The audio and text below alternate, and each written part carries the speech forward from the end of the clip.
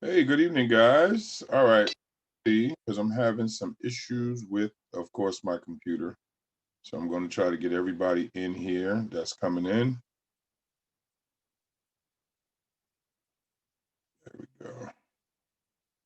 Okay, let's get this. There we go.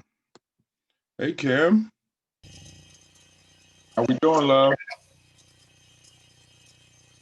All Hello, right. Gotcha. Hey, Barbara. how are you? I am good. I am good. So I am using my phone because, of course, I don't know what's going on with my PC. I'm trying to restart it now so I can see everybody, which makes it easier. So as we get everybody in, just hang out. You can put your phones on mute. So as I go through all the rules and everything like that, I think a lot of people will be on today. But we got a lot to go over tonight. So I hope you guys are good. Great to see you. Hope everything is good with you.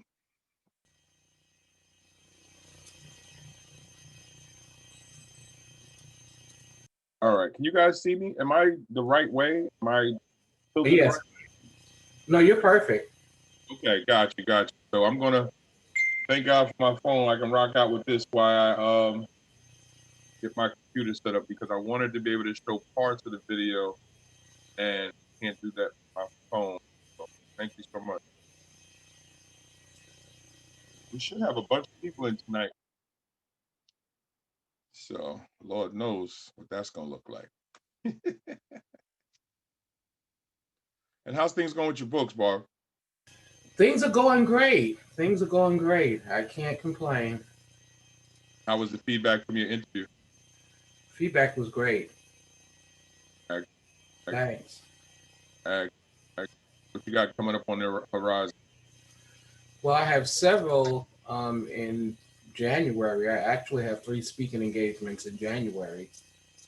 Um, of course, they're virtual, but Listen, yeah, more eyes, more buys. As long as they're seeing you, that's the whole thing. As long as they're seeing you, and if they're paying you, that's even better. yes, definitely, definitely. So, let me know. You can definitely share it on my page. I'll share it out. It's no problem. I'd just be glad when this pandemic is over so I can get out. Yeah, I think all of us. I think that's exactly what all of us are feeling. I was just having a conversation with KL. It's just it's tough on the kids because they can't be social, but then it's starting to get to that point with the adults that we don't have any freedoms. We have no way of going out, just enjoying ourselves. I haven't been bowling since March. It's crazy. Yeah, and all of my family is in New York. I'm in Virginia, so I haven't seen them really since last Thanksgiving. Wow. Same here. Tiff and I haven't been back to New York in, oh my God, 2 years now? Year and a half? Yeah, I think almost year and a half. I think when my mother was alive and I think she was in the hospital, I didn't even go to my mother's funeral because I wasn't, the way they wanted to set things up, I wasn't taking that risk. Exactly. And I was like, I'm not doing it. Stay right here in the situation here. But Yeah, actually was in February okay, because I'm looking to downsize to an active community, okay, and one of the places that I actually visited was in Bridgeville, Delaware. okay. There's a This new community that's being built over I there got for 55 and up, got and it will put me Bridgeville, I'm closer not to sure New where York. that's at. I'm not sure if that's north or south. Would you have Um, to know? well, I know it's 30 minutes from Ocean City Okay, so that's south. That would be in Sussex County, closer to Maryland.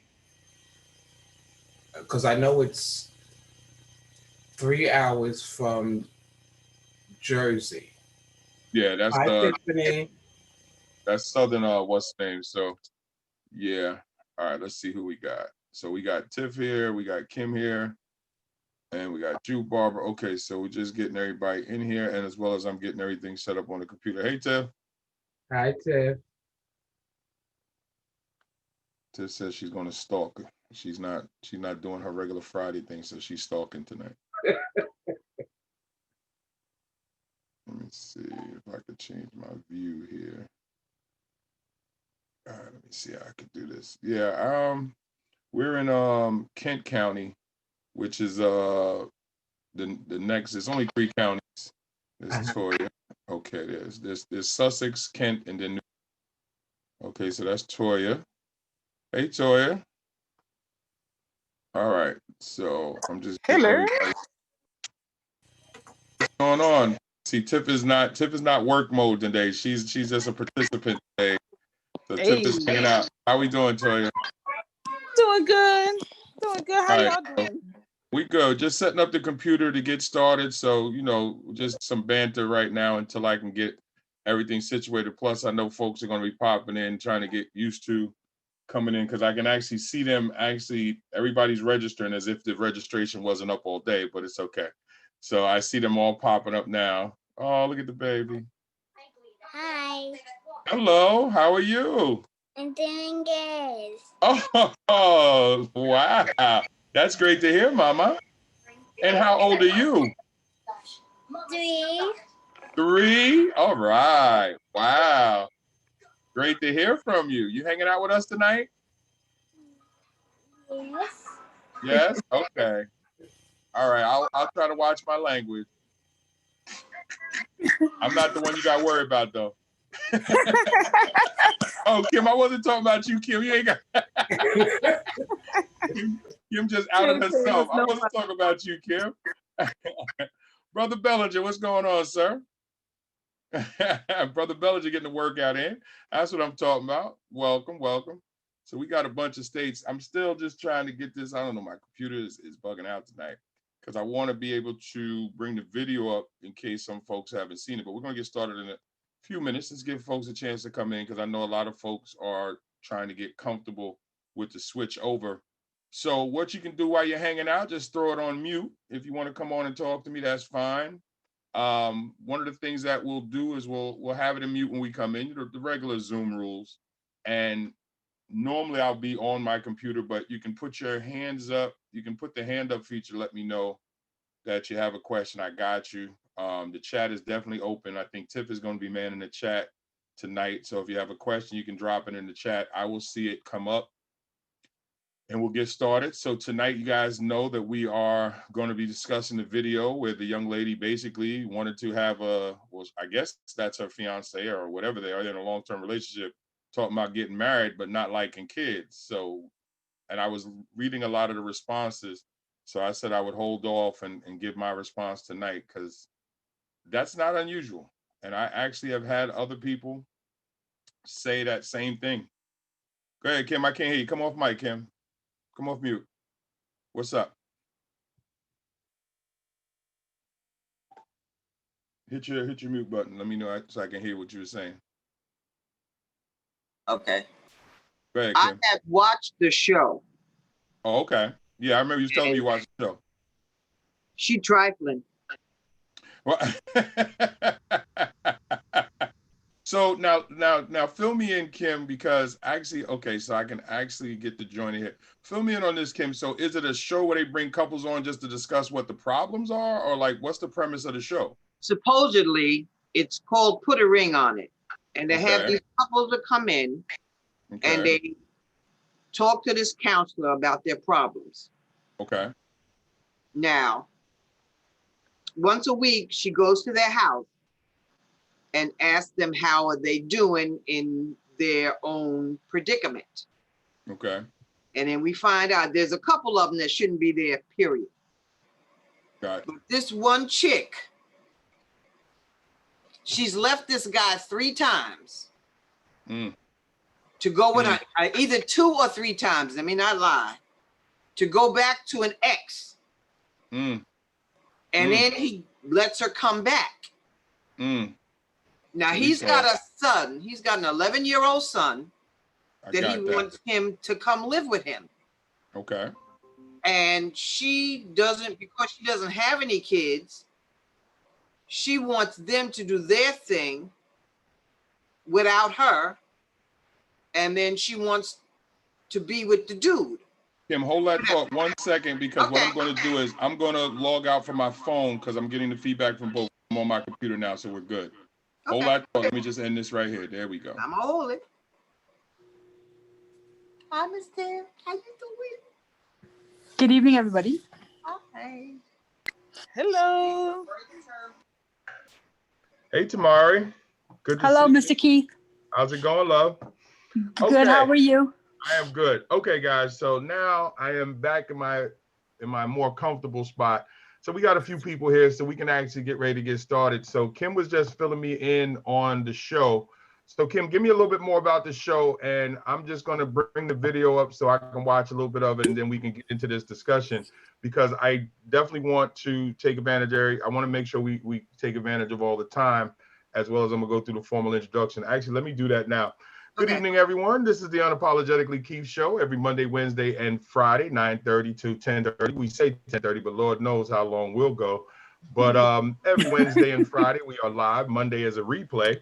Wednesday, you have me all to yourself. And on Friday, my lovely wife joins us, and we cover a little bit of everything. We cover all type of topics that connect with folks, some relationships, some singles, whatever. We deal with a little bit of everything here. And the goal is to be able to have real conversations about real things. Now, inside the chat room is where a lot of the excitement goes on, but now that we can all see each other, I got a feeling that it's going to be just as explosive here on camera. But if you have a question, I want you to make sure that you hit the button and just put your hand up so I can see you. That makes it easier, and I'll bring you off mic. I want everybody to mute themselves. And then also, we have a reaction button. You can always give thumbs up and hands up. You guys know how the Zoom thing works. And the goal is to continue what we do, what we did on a regular, and that's to engage in the conversation. So by all means, fire away when you put your hands up. I'll definitely bring you in, because I definitely want to hear from everybody, and everybody's point of view matters. And if anybody is new tonight, which I don't think there's too many people here, I think Otis has been here with us before as well, is that we respect everybody's opinion simply because everybody has an opinion. We may not agree, and we do not argue. And we don't do a whole lot of sneaking around the chat rooms. Yes, I've caught a couple people around here trying to pimp inside in the DMs. That, listen, if it gets back to me, you're in trouble. So make sure your game is tight. But this is also a protected space. So if you're pimping in the background and I catch you, you're going to get banned. I've only had to knock off a couple of people. As you will see, Tiff is on tonight, but Tiff is not working tonight. That's why she's actually laid out in the bed, relaxing. So Tiff is just a consumer tonight. She's actually not working tonight. So what we want to do is we're going to bring up the video. I'm going to show a little bit of the video because I don't know if you all of you should have seen it in the group, but if you didn't, okay.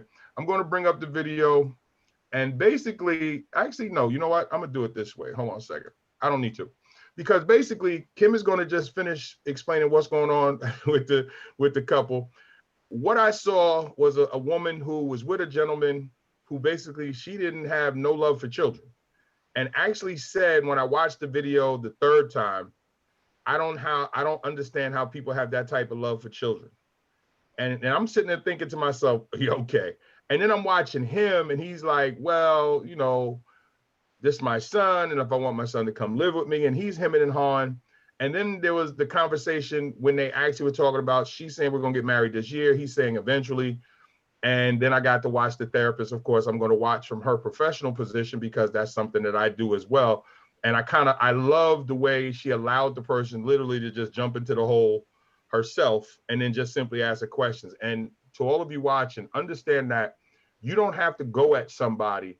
Sometimes just asking a question, a qualifying question, opens the door for a person really to jump in the hole themselves. You don't have to do any extra. And that's what the therapist did that I love. Whether she's a professional therapist or not, I thought she handled it very professionally by simply saying, if he's the love all of you, what are you going to love with him? And again, opening up the door for her. And then here's the funny thing, and I've learned this since I was in school as a dean. When a kid knows that their answer is about to get their behind blown up, it is the funniest thing on the planet when you look at their face. Hey, Rosemary. They literally know if they answer the question, they're about to catch it. So they give you that stupid pause, hoping that the question is going to go away. No, that's not what happens. So in this particular case, when she asked the question, you saw the long dramatic pause where she just sat there and was like, if I answer this, I'm going to look real stupid. Well, you already look stupid, because everybody in the room is looking at you as if there's something wrong. So the biggest thing that I'm going to go over tonight with you is, and I want you to keep this in the back of your mind. If you're going to get into a relationship with somebody with children, or you have, has their children created a problem for you? That's going to be part of the discussion when I open it up for us to have that discussion. Is that a problem for you if the person that you're dealing with has children and you do not? Now, the reason why this is touches home for Tiff and I, all of you that have read From Gigolo to Jesus know I have 7 children. KL is number 7. But when Tiff and I got together, we had 6, or I had 6.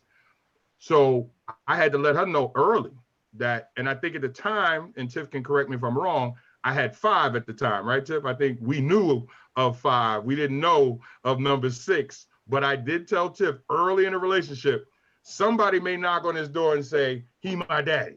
That's how, I had, was it 4? We found out about 2 more? We did? Damn, who's the other 2? Lord, I don't even want to know.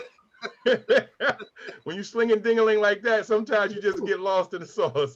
So wait a minute, Tiff, come on, Mike. Hold on a second. Come on, Mike. Who's the 2? I know Jonathan was 1. Who's the other one? Courtney. Oh, you did? I knew about Courtney. We weren't sure. I was sure. I told you. Anyway, okay. Well, we yes. weren't sure. We still not sure. Well, yeah, anyway. we're sure. Courtney looks like you with a wig on. Basically.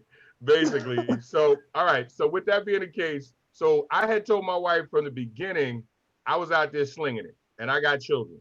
And I said, the way that I lived my life before I was with you, somebody could knock on this door right now and say, I'm the daddy, and we'll deal with it. But I put it on the table early. And again, that's exactly what happened. That we actually had an ex show up and like, okay, this is your son. He, after 26 years, I think it was 26. Was he 26 at the time? I think it was 26. And so the thing was, when he was 2, I asked her, is that my son? She said, no. When he was 12, I asked her, is that my son? She said, no. Well, I'm not going to keep begging somebody to become the father of their child. If you tell me no, that's it. So to show up 14 years later, and now you want to have that conversation, all right, cool. The only thing that worked for me was 2 years earlier. I got to meet my father for the first time after 39 years. So Tiff and I have experience in this situation. Now let's get into this situation here. When you see a couple, and it could be male, female, female, male, I don't care, whichever person doesn't dig children, that's a conversation you're supposed to have at the beginning of the relationship, at the genesis.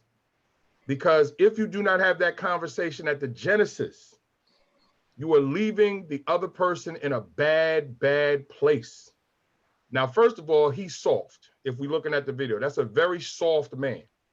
And the reason why he's soft is he couldn't seem to put his foot down at any point. And he kind of, when he would actually utter something, if you watch and you watch his body language, he was saying, well, you may have to leave. But he was saying it in a question form, even though he was making a statement. Now, soft men will hide that they're really asking a woman by saying, well, if this don't work, then we might just have to separate. No, that's soft. If you know it ain't working for you, put your foot on the ground and say, look, this is what it's going to be, and we just deal with it. And one of the things that I deal when I'm dealing with a lot of folks is that situations in relationships, if you don't deal with it at the beginning, it don't magically disappear. It shows up later. And most of the time it shows up later at a bad time because now you have invested time, you have invested money, you have invested memories, you have invested a lot. So when I'm listening to this chick go, I don't know how people like children like that. What? You have a man with a child. And then she says, I'm wondering how this is going to affect how we're going to travel, the fun that we're going to have with each other. And again, I'm thinking, so this child is 11. He didn't magically pop up. And I think if I see it right, I think they said they've been together 4 years, or was it 3 years or 4 years? It might be okay. 5. Thank you. 5 years, which means he was 6 when you showed up. And then you're talking out the side of your mouth and you're like, I know a child of color needs his father. I just don't plan on being around. Okay, so how does that work? So you don't think a child gonna figure out that every time he comes, he's his daddy, you disappear? You don't think a child is gonna figure out that you don't like him? Exactly. So you're creating a negative mental situation for the child. Children are not stupid. And if the 20 years in the classroom and all the babies that I've made have taught me something, you cannot give children BS and think that they're not going to figure it out. They're not stupid. They just learned not to say anything because they don't want to get slapped or they don't want to get in a whole lot of trouble. So you get with a man who has a child and you don't even like children and then say, well, he should stay with the moms because he's not mine. But you're dating his father. If something was to happen to that mother, who that child going to stay with? And then the Airbnb thing, when they come to visit, what? That was the like. Now, I can understand not wanting the child's mother in your home. I got that. Because the way my ex acted, she wasn't coming to stay at our home. She wasn't talking about the mother. She was just talking about when the kid shows up, the father's supposed to take him to a B&B. Well, okay, see, that makes it even worse. So now the child can't even stay in the house. And see, sometimes when I see stuff like that, I believe, hey, Lisa, I see you, darling. How are you? When I see stuff like that, I think it's for television, but I can honestly tell you, Tiff and I have experienced that because we've dealt with other couples who have had that situation. And I've seen it where the man don't want to have anything to do with the woman's children, and I've seen it where the woman don't want to have anything to do with the man's child. I have seen it on both sides. Here's the difficulty, and let's go back to the way relationships form. When you get with somebody, this is why y'all hear me say often, put all your dirt on the table at the beginning. Put it on the table at the beginning. Check this out. This is who I am. This is what I'm about. This is how I feel. This is what I believe in. Now I need to let you know this now before you get with me. She needs to do the same thing or vice versa. He needs to do the same thing depending on your position. Now, once you get that on the table at your genesis, now you decide if this relationship is worthwhile. Now you decide if this is something that y'all can work on, because children is not a non-negotiable, other than you have to be the parent. But I can honestly say I've watched men be maneuvered away from their children, myself included. My ex-wife had an issue with my family because my family is ghetto, beyond ghetto. And so my ex-wife is Haitian. So she's walking around like a princess, and I'm trying to tell you, my family don't get down like that. So at a barbecue, she made the mistake of asking that question. What question starts a fight at any ghetto barbecue, guys? Who made the potato salad? Thank you, but it wasn't potato salad. Oh my God. It was, who made this? I guess I'm just not ghetto enough. Thank you. She said, who made this? And my grandmother happened to be in earshot. And my grandmother said, B-I-T-C-H, why does it matter who made it? Either eat it or shut the F up. Now, I've told you my family ghetto. Now, what happens when the grandmother sends that alert out verbally? Every family member, daughter, granddaughters, ears perk up. And it's not because of what grandma said. It's in ready for the response from the wife. Because if she says anything sideways, Keith, I know you're a big guy, but you're going to have to move out the way. And what's funny is everybody stopped eating. Everybody was peeking. Cousins was like, I see shoes being tied. Somebody was tying up their hair. And I was like, so now I'm trying to smooth it over. I'm like, baby, just eat the food. You're about to catch it. And she caught it quick and looked around. And my grandmother held no cut cards, didn't hold no words. My grandmother was like, so you have a problem? She was smart enough to go, no, ma'am, thank you. And she went on and ate. But then what she did when we got home and when she got in the car, now she can exercise her position with me. And it was a whole lot of this all the way home. Well, that's why I don't like coming to your family and all this other stuff. But I had already warned her years before what that looked like, but it didn't sink in. And I try to explain that because I don't even hang out with some of my family members just for that reason. Now, my grandmother is my grandmother. But the mistake that I made, and again, I'm gonna point to the guy in this situation because the guy is suspect, and I'm gonna tell you why. He's the father of that child. You don't get into a relationship with a woman that has already presented to you that she doesn't dig your child. That's stupid. And the reason why is because you have the responsibility of that child until that child can take care of themselves. Now, who you date is who you date. Who you love is who you love. But a non-negotiable is your job as a parent to take care of that child. Now, I was lucky enough that when I gave Tiff all the dirt at the beginning, I let her know what my situation was. Well, Tiff come from a ratchet ass family like I did. So we both was like, we ain't gotta be bothered with our family. So Tiff understood it, but Tiff loved all my children equally, treated them all with respect when they were around me, and allowed me to deal with their mom simply because she wasn't dealing with the baby mama stuff other than just, she would always be cordial on the phone and stuff like that. And if anybody got sideways, she would just hand me the phone and go, you deal with it. And that's what I actually did. See, none of the baby mamas that I dealt with ever got out of pocket because one, they knew I wasn't dealing with it. And that's why I mean getting at him. See, this is where the man has to take the responsibility. You hump these loser chicks. You created these damn babies. You now don't put that weight on the woman that you're dealing with because you don't know how to control the chicks you were sticking. And a lot of dudes that I deal with, a lot of them be like, oh, the baby, there's the mama, shut up. Because if you wasn't saying that when you was humping, I ain't trying to hear it now. Now, if you're doing your thing as a good dad and she trying to do you dirty, that's different. We got to deal with that. But you still made the choice of bringing her into your life. Now, here's the thing, guys, and it's simple. When you're watching two individuals who don't know how to communicate, and what's clear when you go back and watch the clip, when she says, we're getting married this year, and he says, we're going to get married eventually, you can already see that they're not on the same page. So you're not even on the same page for something like that. So we can infer that y'all are not having solid conversations when it comes to the child because she's already trying to put your child in a hotel room while y'all hang out. An Airbnb. Exactly. So, and the sad part is I've heard things like that before. I've seen people say, well, can you pay for a babysitter because I don't want to watch them inside their own home. And again, the hardest part is, and I don't fault women that don't want to be bothered with children. The problem is it's supposed to be discussed at the beginning. She has, and one thing I got to give the sister credit for, because I'm not going to knock her completely, is that she said, and I want y'all to pay attention to this as well, I have the right to be happy too. She's right. That's why I didn't respond to you guys in the group when y'all were getting at her, because I know y'all harsh. Y'all, whew, I'd hate to be on the receiving end with some of y'all giving out. But she does have the, I see you, Tamari, I ain't talking about you. What I'm talking about is, but she does have the right to be happy. And a lot of men forget that because that's the conversation that goes on at the beginning.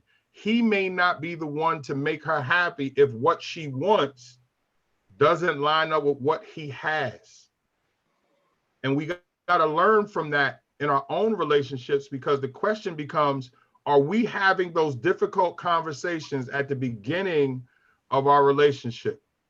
Kim, you had your hand up. You have a question, darling? Yes. Go ahead, darling. The B only wants to get married.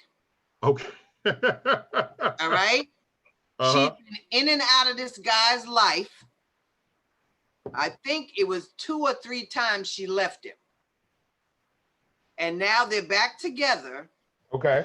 And all she keeps talking about is within a year, we're going to get married. So she wants the marriage. She wants, I guess she wants the whole, no, she wants the wedding.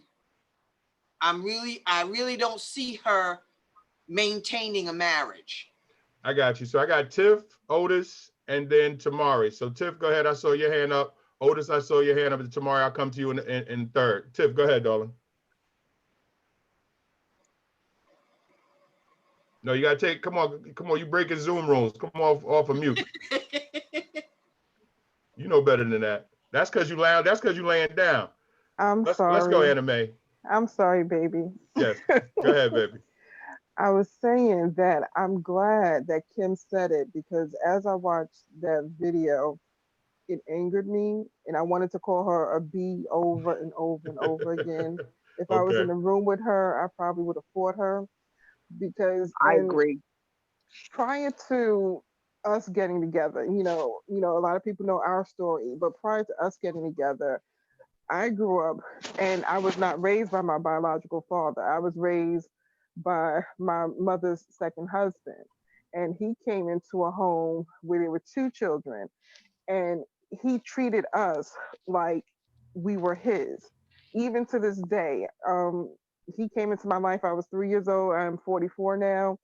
To this day, he treats me like his own. He has never ever treated me any other way, and I just don't understand how the father in this video could sit by and listen to the woman that he supposedly loved have so much disdain for his son.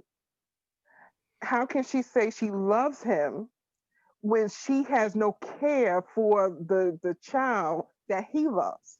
I'm gonna address that in a second, but hold on a second, because I want to get to Otis and tomorrow. I'm gonna come back to that in a second. I don't mean to cut you off. I want to get to everybody has their hand up. Just hold that a second. Put a pin in that, because we're coming back to it. Otis, go ahead, brother. And tomorrow you're next. Did we lose Otis? I see his picture up. All right, Tamari, come on, and then I'll get Otis when he comes back on camera. Good evening, everybody. I'm sorry, I didn't miss this video. I missed this video. I didn't see it, but just from hold on, wait, give me a minute. But from the topic of conversation, I've run into this situation a couple of times where a lot in the Hispanic community, where a Hispanic man will marry another woman or be with another woman, and that woman will tell him, I don't want you to have nothing to do with the mother or the children. Yes. And the man will do it. Yes, I've seen that. The man will do it. He will literally disown and not talk to his children over that woman, because the woman feels that having children from the other baby mama will give him some reason to kind of reconnect or kindle or have some kind of chemistry. And she can't handle that because of her issues. But he's dumb enough to do that. And I don't want to be her. I'm going to beat him. I want to go at him because he allowed it. You knew you had children from the beginning. Now, if you're going to allow a woman to come into your situation and say, I don't want you to deal with your baby mama and your children because of my insecurities or whatever it may be, that's up to you.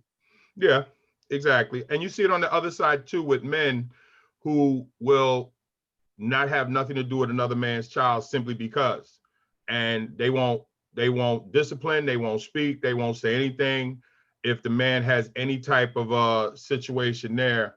So it can cut both ways in a lot of situations. And to Tiff's point, I think what happens is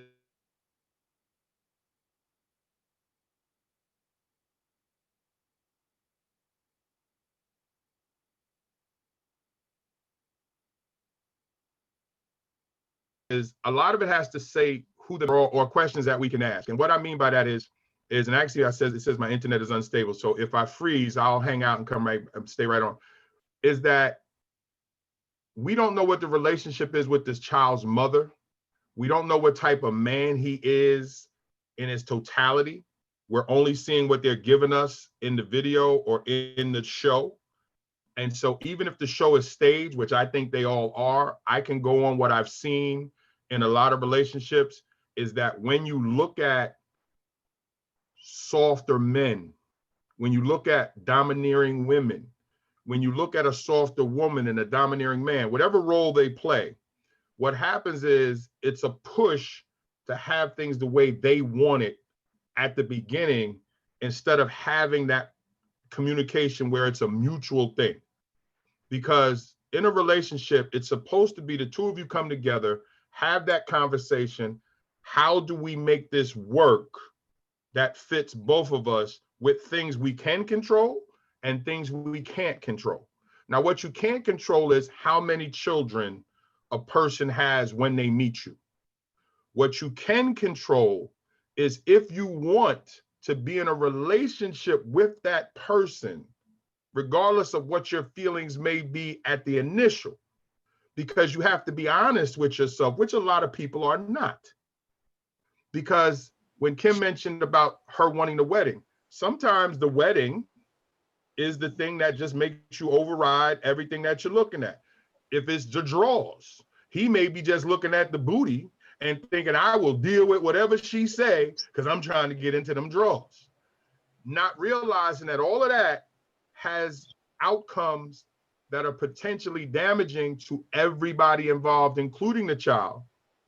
And in this particular case, because we're talking about a child, children should always be discussed depending on the age you are, because if you have them, you need to talk about it. If you're fertile, you definitely need to talk about it. And if you're getting married, do you want to have a family? Don't you? Because there's a lot of women who cannot have children who might want to consider adoption, where some men go, I don't even want to consider that because it's not mine. Where a woman may say, but I just want to be able to be a mom. We can go this route. And again, that's a conversation. And I know that's a conversation that Tiff and I had, that initially I can honestly say I wasn't that enamored with it initially, but part of me said, well, I know Tiff really wants to have a child. Let me at least listen. But I didn't go to some of the meetings or go to some of the places that Tiff, the abortion, Lord, I'm thinking my own path, the adoption places. That's another life. The adoption places that Tiff went to, she got the information. But then as I got a little more mature and I started to understand it, also once KL was here, yes, we were blessed with KL, and that was hard because we had already lost a child 8 years previous. So we'd already went through a miscarriage, lost a child. So 8 years later, we finally have KL. The reason why the adoption thing came up again, because now it was, we wanted to have a sister or brother for KL. And Lord, if you hear how many times KL asked about a sibling, she's actually drawing her own children right now. She actually said, this is my child at 3, 9, whatever. I'm like, as long as you finish school. And she knows, because she's like, I got to be married though. And when I get out of college, I'm like, yeah, out of college, when you're like 30, 35, yeah, I'm planting those seeds now, like way down the road. But the idea is, but she asks all the time, how come God won't give me a baby sister? And I'm like, it ain't like we ain't trying, but I can't have a conversation with you. But but what we let her know is that that's just not what God has said yes to. She gets it some days, she doesn't, but that's again conversations that we have. I listen to a lot of people. Lise, you got a question? I see your hand up. Go ahead. Yeah, I was going to say, they've been together for 5 years. Yes. How are they just now, for this show, having the conversation?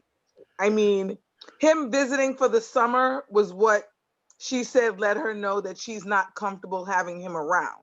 Uh-huh.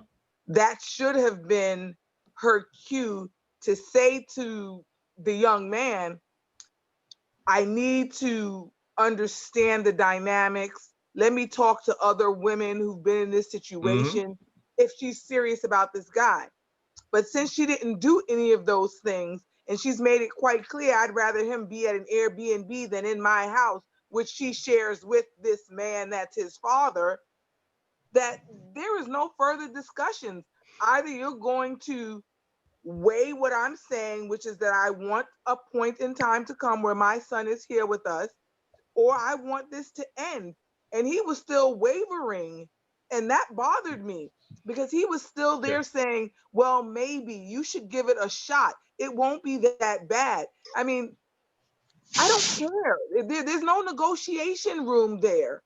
Either you're going to be with me and my child, or if you cannot accept my child, then you need to go find someone else, because I cannot separate this part of me from the rest of me. Got you. And that's what the show wants you, but the show wants you to feel that way, because again, I think just looking at how gorgeous the couples were, and I'm not knocking anybody being in shape. God, listen, I love it. But those look like 6 actors and actresses to me.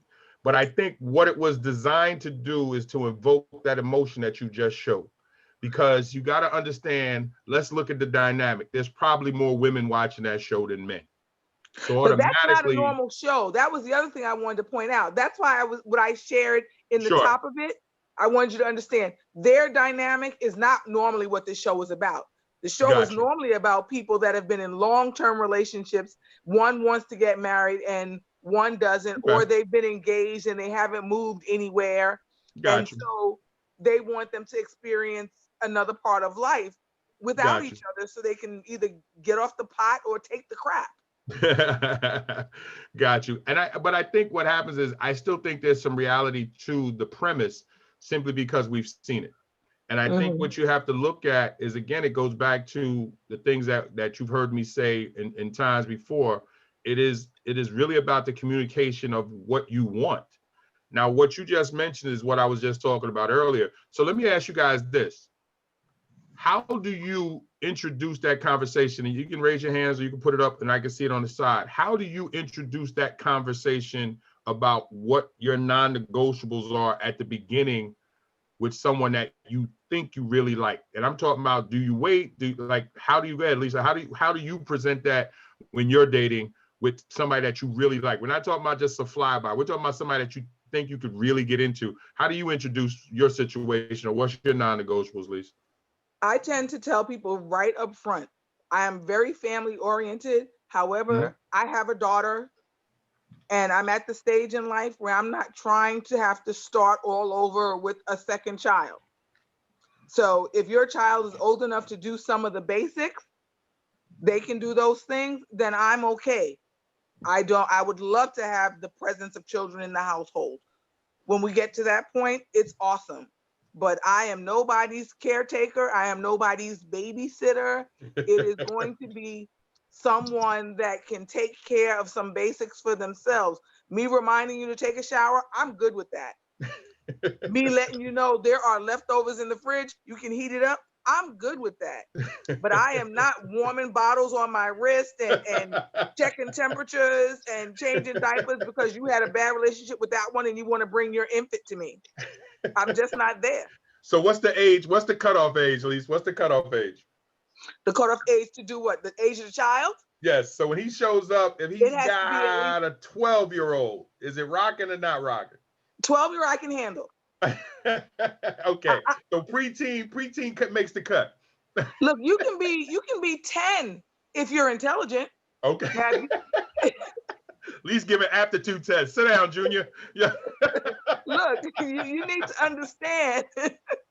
If you can't read the hands on a clock and you need a digital one, I'm the wrong parent. Oh man, I feel you. Tamari, go ahead. Go ahead, darling. What is it for you, Tamari? Okay, so I don't know. I had this question posed to me only in a different situation. Okay. My first husband said to me, if I happen to had stepped out of my relationship and I got someone pregnant, would you have accepted a child? And for me, I love children because I don't blame the children for the mistakes that you made. Gotcha. So I would accept it. That's just me personally. Gotcha. Because I can't blame the child. Too. It's not the child's fault. You were the idiot that stepped out. I'm gonna beat the crap out of you because you won't get it for stepping out. But if you're bringing the child in the relationship and the child needs loving and caring, I would always love the child because it's not the child's fault. That's just me personally. So it doesn't matter the age or whatever, because I just love children. That's just me. The mama bear in me always thinks of it's not the child's fault. I can't blame the two people for that. Is there any non-negotiable for you with you loving children? Is there any non-negotiable with children when they show, like when a man shows up at whatever point in your life? Was there a non-negotiable at some point where it's like, I'm not accepting that, whether it's multiple children if a person has, or what was your non-negotiable with the man when he showed up, even though you're a loving the mama bear type?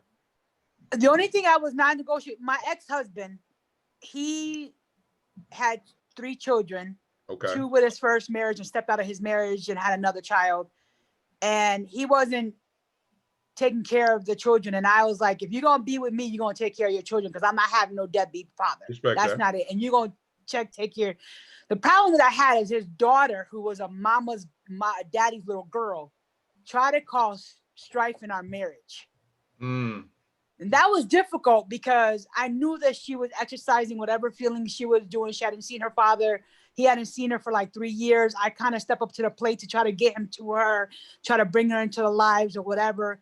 And she was just trying to do rebellious stuff.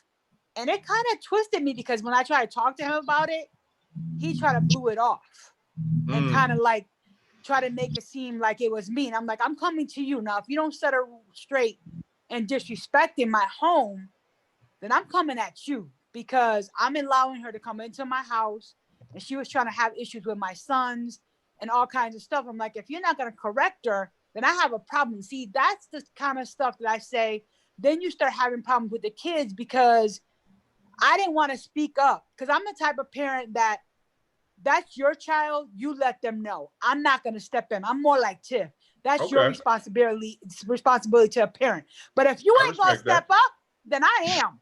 No, I respect that, especially if y'all live in the house. Toya, I saw your question, Toya. Come on, Mike, Toya, and give me yours again that you just mentioned. Your non-negotiable. Oh, my non-negotiable was the constant berating and bad mouthing of the child's mother. And the Okay. only reason why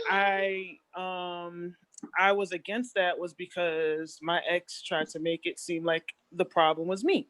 Gotcha. So Gotcha. I'm like, well, tried to make it seem like, she didn't want to get a job and I got her into teaching and this. And I'm like, bruh, no, you did not. Like, you didn't pay any of my grad school, none of my grad school tuition. You didn't contribute That's a to any of tactic that. that us men use to try to elevate ourselves with the next chick to try to make you Yep. seem like the crazy one or the Yep. one that was the issue, so we can try to get in with you. Yep. So I definitely understand. Yeah. Hold on. Okay, so let me say, I see got a couple hands here. Tiff and then Lisa. Go ahead. What's your non-negotiable? Well, Tiff, I know some of your non-negotiable. Go ahead. What you got, babe? My non-negotiable is having children outside the relationship. Like Gotcha. Kamari, I love children too, but if we're in a relationship and you have a child outside the relationship, it's done. I can't sit around for that. Go raise your child, have a happy life, goodbye. And Tamari Yeah. had brought up something in the chat as far as with the situation with the video, that is a possibility that the girlfriend didn't know that possibly he even had a child until she was into the relationship, which is the reason for that, which is another non-negotiable for me. And that actually happened to a friend of mine. She was dating a guy for over a year. He had moved in with her and everything, and she had no idea that he had a child. They got a So family. I got you. until she mistakenly came across his child support bill, and he owed several tens of thousands of dollars in child support. And she said that if he was honest with her up front to say, oh, by the way, I have a child, this is my situation, they would have been good because she was very in love with him. But because how do you hide the fact that you have a child, first of all? But he not only hid the fact that he had a child for over a year, but he also hid the fact that he wasn't paying child support either. Not taking care of your child is a non-negotiable for me. Yeah. You need to have not just taking care of your child financially. You need to be in a nurturing relationship with your child. That's a non-negotiable. I If you respect don't that. have a nurturing relationship with your child, I can't deal with you. And a lot of men do that. A lot of men will fake whole relationships and have whole families. And I think all of you ladies have experienced somebody who has told whatever lies and they got whole situations somewhere else. So that's definitely something. I got you. Lise, go ahead, Lise. I see your hand up.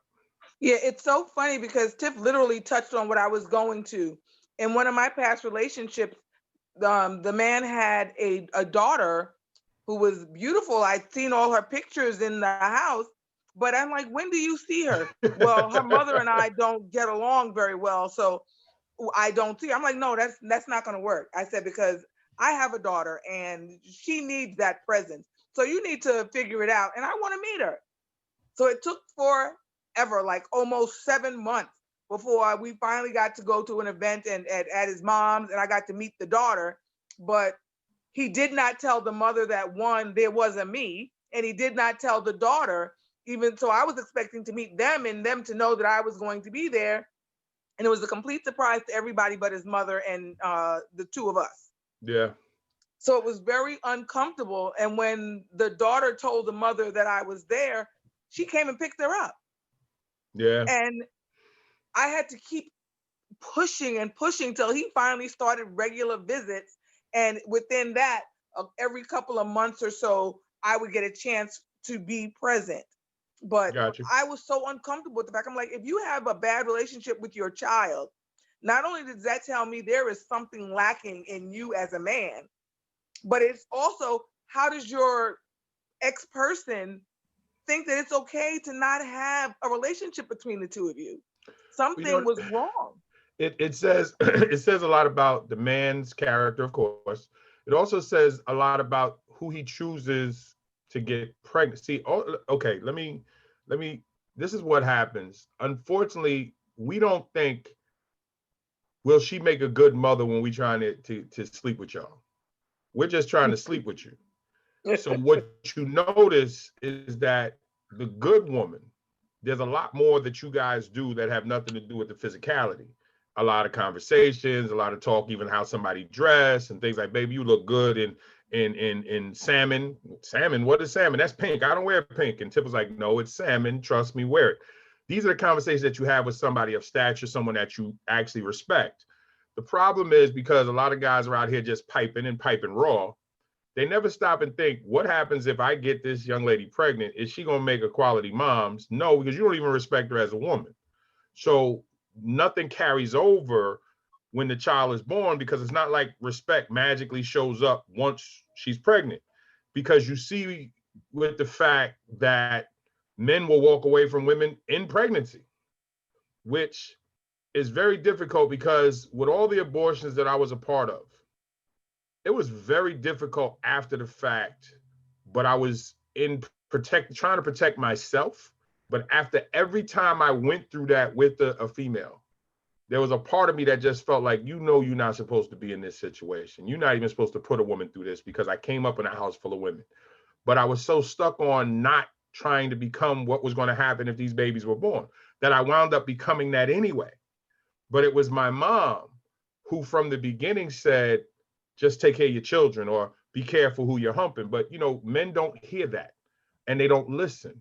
And this is the thing that you hear me talk about often, that men should spend less time with the LeBron Jordan debate and having conversations about love and respect and the responsibility of the panties. See, we joke about it, but we don't actually say, and I'll give you, and how many of y'all have been to family court? How many of y'all have been to family court, child support court, if that's what you want to call it? It's actually family court. It's so bad now that we only think one service is done at family court, child support enforcement, but it's actually a whole lot more.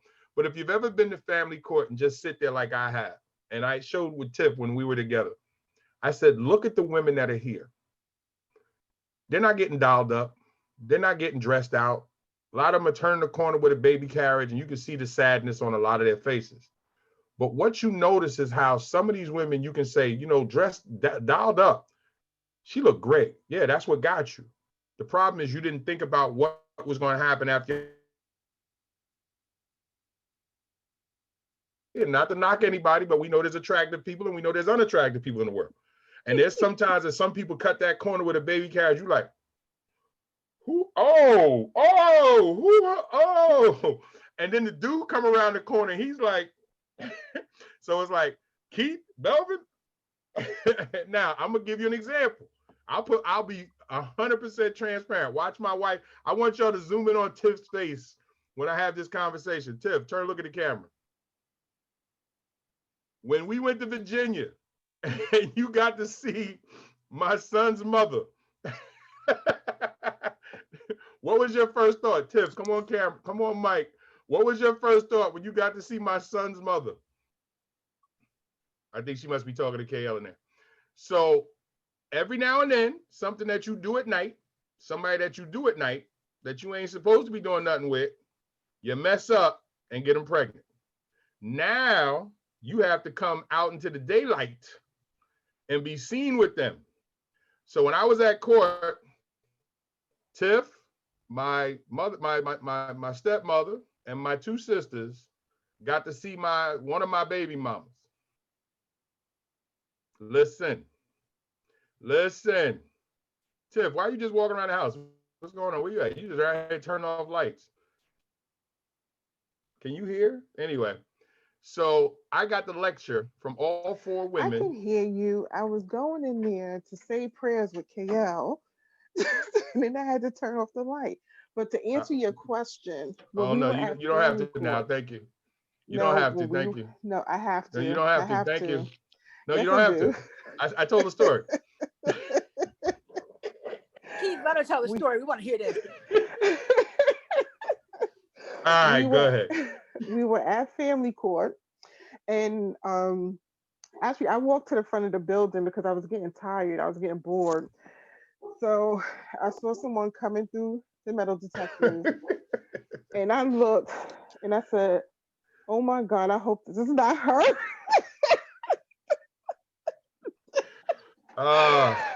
And that's what I'm gonna say about that. Now you can tell her, Red. She came in a midriff with like when I boots tell on. you, her clothes was like 2 or 3 sizes too small. She was a sight. Belly and I out. said, and the funny thing is, the kids and I clown Keith all day. We were like, "You played yourself." His kids was like, "Dad, you played yourself." And I hate to talk bad about people, but she was tore up. Yeah, she was. She was. Like, wow. That's why you don't get hood rats pregnant, but you know, it is what it is. Yes. And she came to court in like, I don't know if those were stretch pants, leggings, or jeans. I don't know what she had on, but it was too small. A midriff and like a jacket. And the messed up thing was she didn't expect me to be there with 4 women. So when she came in and saw me armed with women, her whole expression changed, because the whole mouthy thing and all that on the phone, I checked all that because I wasn't dealing with it. So we were in court because she was trying to circumvent the support order that we had in New York. We were in Virginia, and she was trying to figure out a way to get custody of my son, full custody. So the thing is, I took the hit. I said, yes, this is why you shouldn't be out here running the streets. And this is what you have to deal with. And this is actually what I try to teach young men, is that just because booty is easy to get, you got to understand the long-term implications. Now, I don't knock how anybody looks. Everybody is beautiful in some way or another. But you need to know if that's somebody that you want to have a relationship, extended relationship with, if you're going to have a baby with them. But most men, and I'm grown men, don't think about it because they're after that moment. They stay in the moment. And then that moment is what destroys a lot of their futures, because now I sit with a lot of these men who are 40, 50, some 35-year-olds. I deal mostly with women, but with the men that I sit down, a lot of them are kind of like, I can't believe I'm here. No, you're here because you didn't stop and think about what you were doing before you got here. Now let's try to figure out how we can work this. Now, I mostly work with women simply because I try to make it make sense of what a lot of us were, also to allow women to vent about what they've gone through at the hands of men. Because I don't think, and it's what I said in the video I posted, I think yesterday or early today, that men don't stop with, actually today when Tamari responded to it, men don't stop and consider what you've been through to get to this point. And most women know that they can't even share the full story because most dudes can't handle it. And I think Kim mentioned it in another show that, I ain't telling them nothing because they can't deal with it. And I agree with that, because I know a lot of men can't. Because I know when I've sat with women, they share with me what's going on just simply because I'm that dude. I ask Tiff all the time, do y'all tell men about your past? So I'm going to ask you guys that I got you on here now. How much of your past do you share with the guys that you meet, or do you not share because they can't deal with it? Kim said none. Tamari is saying none. How much of your past do you share? Okay, only because it backstab you. I feel that's like, how do I say it?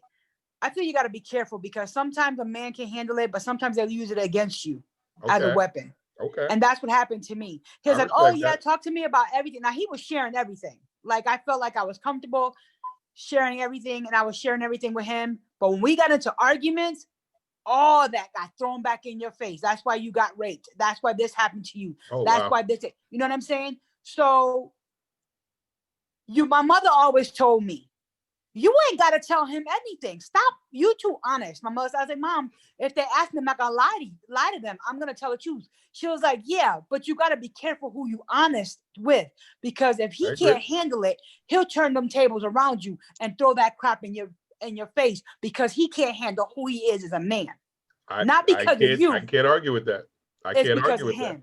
And she was like, I've taught you this all your whole life, and for some reason you want to go and be Miss Honesty, and you can't. You have to figure out who they are as a man and see how they are as a character, because they can't handle it. And when they got in an argument, that's their ammunition because they ain't got nothing else. Got you. Kim, you wanted to add to that? Kim, I saw your hand up, though. Come off mute. You breaking Zoom rules. There you go. Is that better?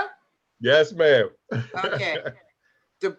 The reason why we don't share with men, because they are visual beings.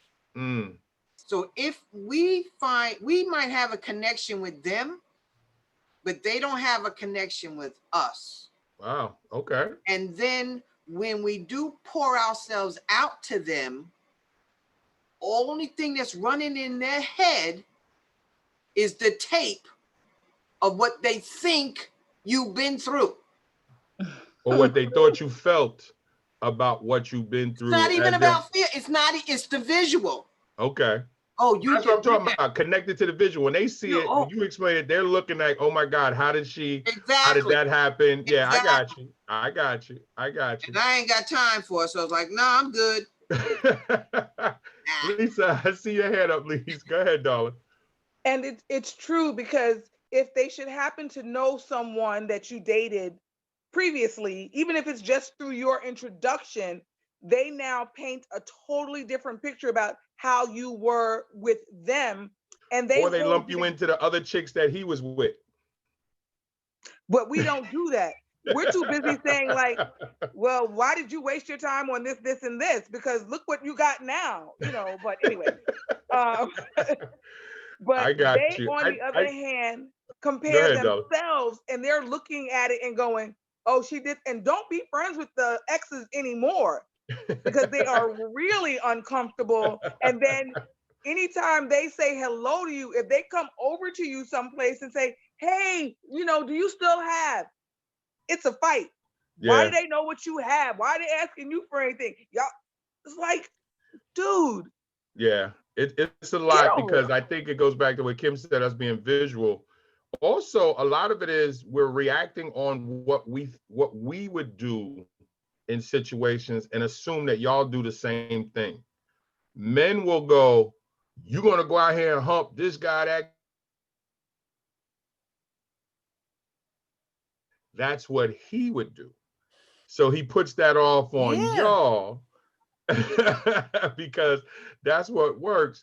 And I think, again, it's a conversation, but I honestly feel that women should be comfortable enough to share their past, because you're not going to understand every aspect of what's going on with them now. And it took me a while to get here. Now, don't get me wrong. When I was younger, I was as stupid as every man that y'all are mentioning. And I had to learn to mature into this. I also had to learn the strength of what a good relationship is. And I think that's where forums like this, I see Brother Otis jumped out. I would love to have another male here. And I noticed that's why you notice that some of the men run off. They pop in, but the reason why they don't stay is because we ain't just here talking filth.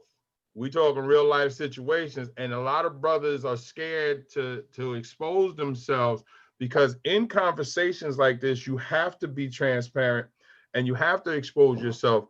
And that's what makes a lot of men uncomfortable, because I bring this up all the time. And if I'm wrong, you guys let me know, is that who he is in private with you is not who he is when he's out with you and away from you. And I think I try to point out to men, I use that as a way to try to point out to them how they can start to make the changes. I go, I guarantee you're differently when you're private with your woman. And I'm not talking sexually, I'm talking about just privately. But I try to get men to understand that I had to learn that private man is actually the man that you should be publicly, because then it opens up the door to real conversations.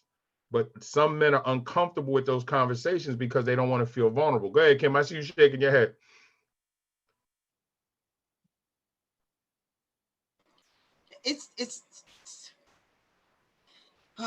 It's frustrating because go ahead, dog. I just wrote in there that age has nothing to do with level of maturity. Absolutely. I agree. All right. It can only assist, but it can't dictate it. By the time he is mature enough to handle anything that a woman my age is going to bring to him, he's having a dirt party. Lord, you knocked them off. No, I'm telling you, they can't.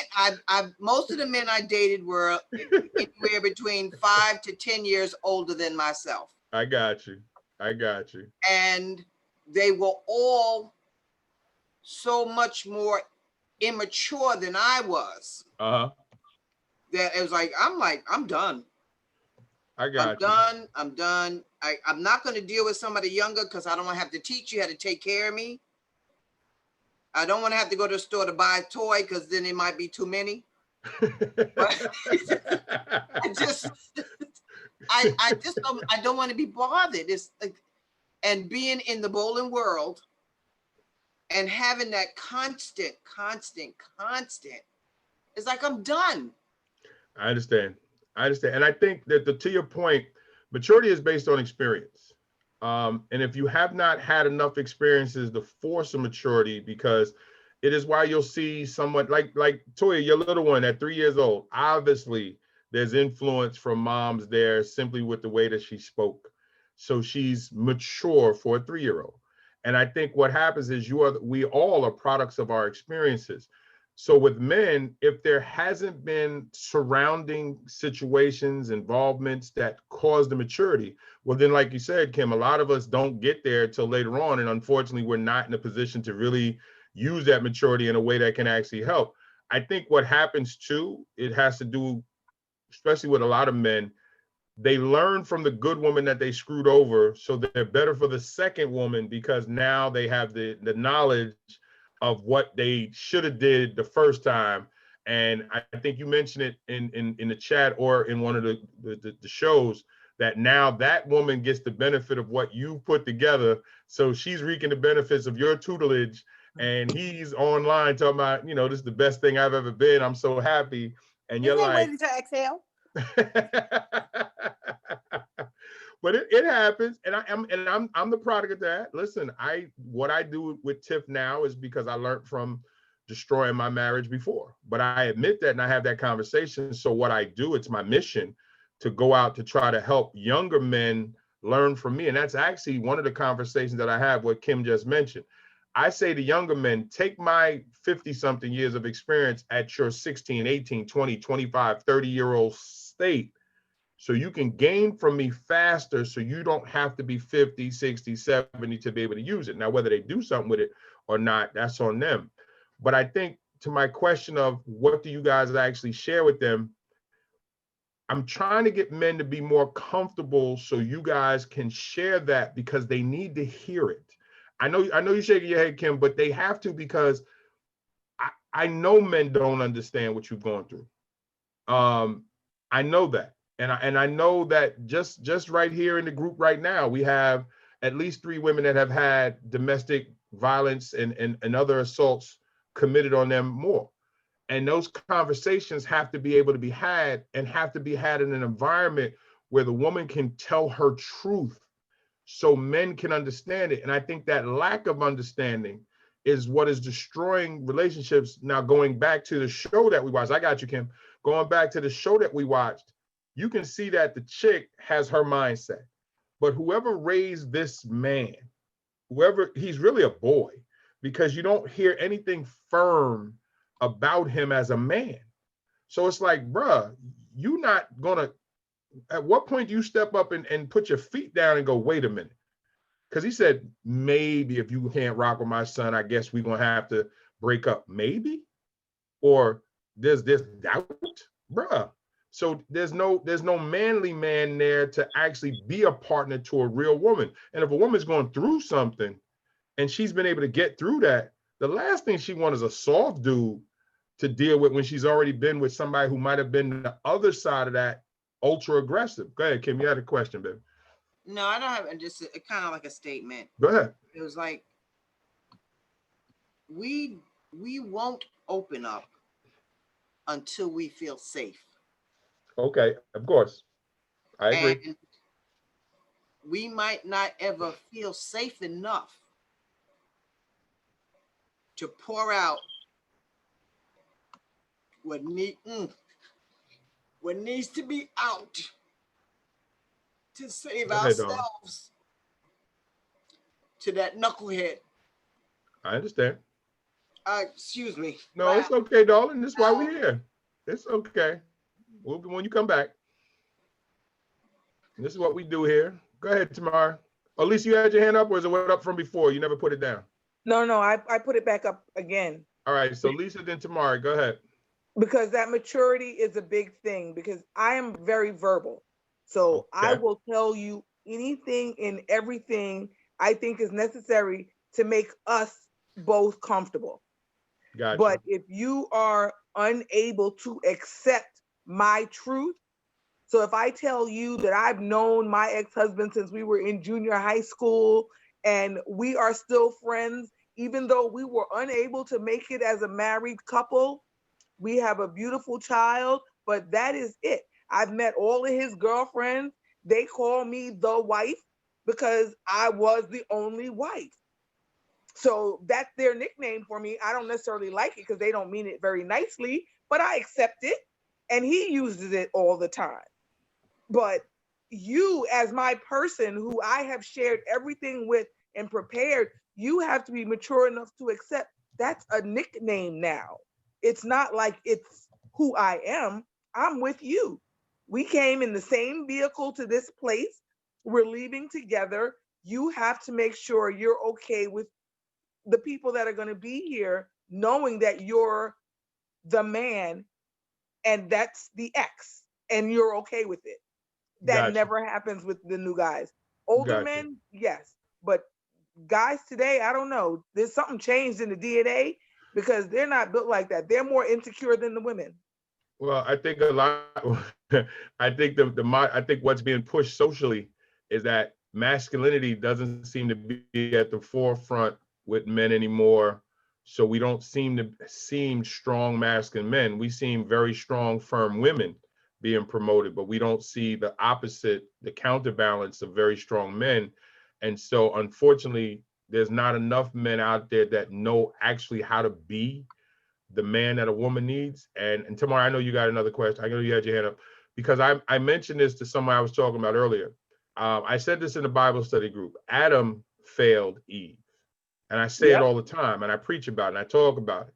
And the reason why Adam failed Eve is because God spoke to Adam first. God talked to Adam, walked with Adam, gave Adam special abilities to name every creature on the planet, and his job was to take care of the earth. So when God said to Adam, you shouldn't be alone, I'm going to create a partner for you. God is not going to create a partner for you, and then your responsibilities disappear. Your responsibilities were extended to Eve because now, as a part of you, you were supposed to take care of her. The mistake that Adam made is that he allowed something else or someone else to get closer to his woman, infect her with what he was saying. But even with that, when she ate the fruit, Adam was standing there. Because remember this, and when you read it, it's real simple. It says, when Eve took a bite of the fruit, she turned and gave it to Adam. You cannot turn and give something to somebody unless they're standing there, which means the whole time this is going on, you're watching. You allowed somebody else to get closer to your woman, which then affected your relationship, which then eventually destroyed the children. Because once that negative situation was in place, now you have children that should have been brought up in Eden, now is out here struggling. And because of the struggle, we saw what happened, and the rest is history. The idea is, the maturity comes from the want to be that man that Kim was talking about. You was talking about, Lisa. It has to come from there first. And then when you sit down, you cannot ask a woman to submit to you when you haven't submitted to God. Because once you submit to God, God already has rules and regulations that you're supposed to follow, which if you're following, the woman will then see that, and inside her goes, there's the safety that Kim is talking about, that Lisa's talking about, the understanding and the maturity, because now the person goes, I like the way he's honoring what God says. Let me slide into my position. There is no doubt. There is no fear. Because if he's doing what God said do, he's already taking care of home. He's already taken care of himself. He now simply, like Boaz, and again, we have to look at the literal. Boaz opens up his cloak, and all Ruth has to do is slide up next to him, and he covers her to keep her warm. Well, that's symbolic of, I now say, come, I got you. and I cover you up and I got you. Once Boaz realized that she was a woman worthy of what he wanted in a woman. We don't have those conversations. So women are left out here trying to fend for themselves. And this is the difficulty because men are not having these conversations with men. I know because when I start to have it, I can see how uncomfortable other men get when you start to get to the sensitivity stuff. They're not comfortable with being sensitive. It's almost as if it reduces their manhood to be sensitive. No, every woman loves to see their man get sensitive in a situation that requires sensitivity. Now, they don't want you crying over everything, because then it's like, you better get your soft ass together. But at the same time, the woman needs to see that sensitivity, because that is what is going to bond you two together, that makes her yours and you hers. And that's the sensitivity that other people are not going to see, because it's something that once it's bonded, it's not going to be, you're not going to be able to see it other than when they're together. Because you're going to look at them and go, my God, what do they have that just attracts people to it? You can tell when you see people in love. You can tell when you see a relationship where a man is doing what a man does and a woman does what a woman does. You can literally see it and go, yes, that's what I'm talking about. You don't even have to know what their names are. And here's the question that you're asked: how long y'all been together? That's how you know when somebody comes, how long y'all been married? You ain't even ask, are they dating? How long y'all been married? Because just something about it says that's what it's supposed to look. Tamara, you had something you wanted to offer. Go ahead, darling. Yeah, I love how all y'all are laying out. I'm really mad at all y'all on these pillows. Sorry. I'm about to put a no pillow. I'm about to put a no pillow. Maria's been hanging out. Rosemary's been hanging out. Tiff's been hanging out. Now Tori went and got her pillow. Tamari's on her pillow. I'm gonna put a no pillow Wednesday and Friday for y'all. But go ahead, Tamari. My children's father. He's a great man. I met him when I was 11. We were together 15 years. 11. I met when I was 11. We had, I met when I was 11 years old. We were together 15 years. We split when I was 27. We had 3 kids. Nice. My middle son wasn't his because we had broke up for 2 years and I got with somebody. But even when we broke up, when I was pregnant, when I found out I was pregnant, we had got back together. He took my son as his own.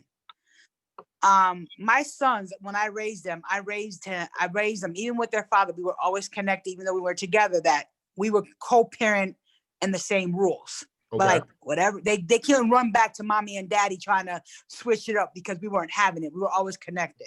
So we were always best friends.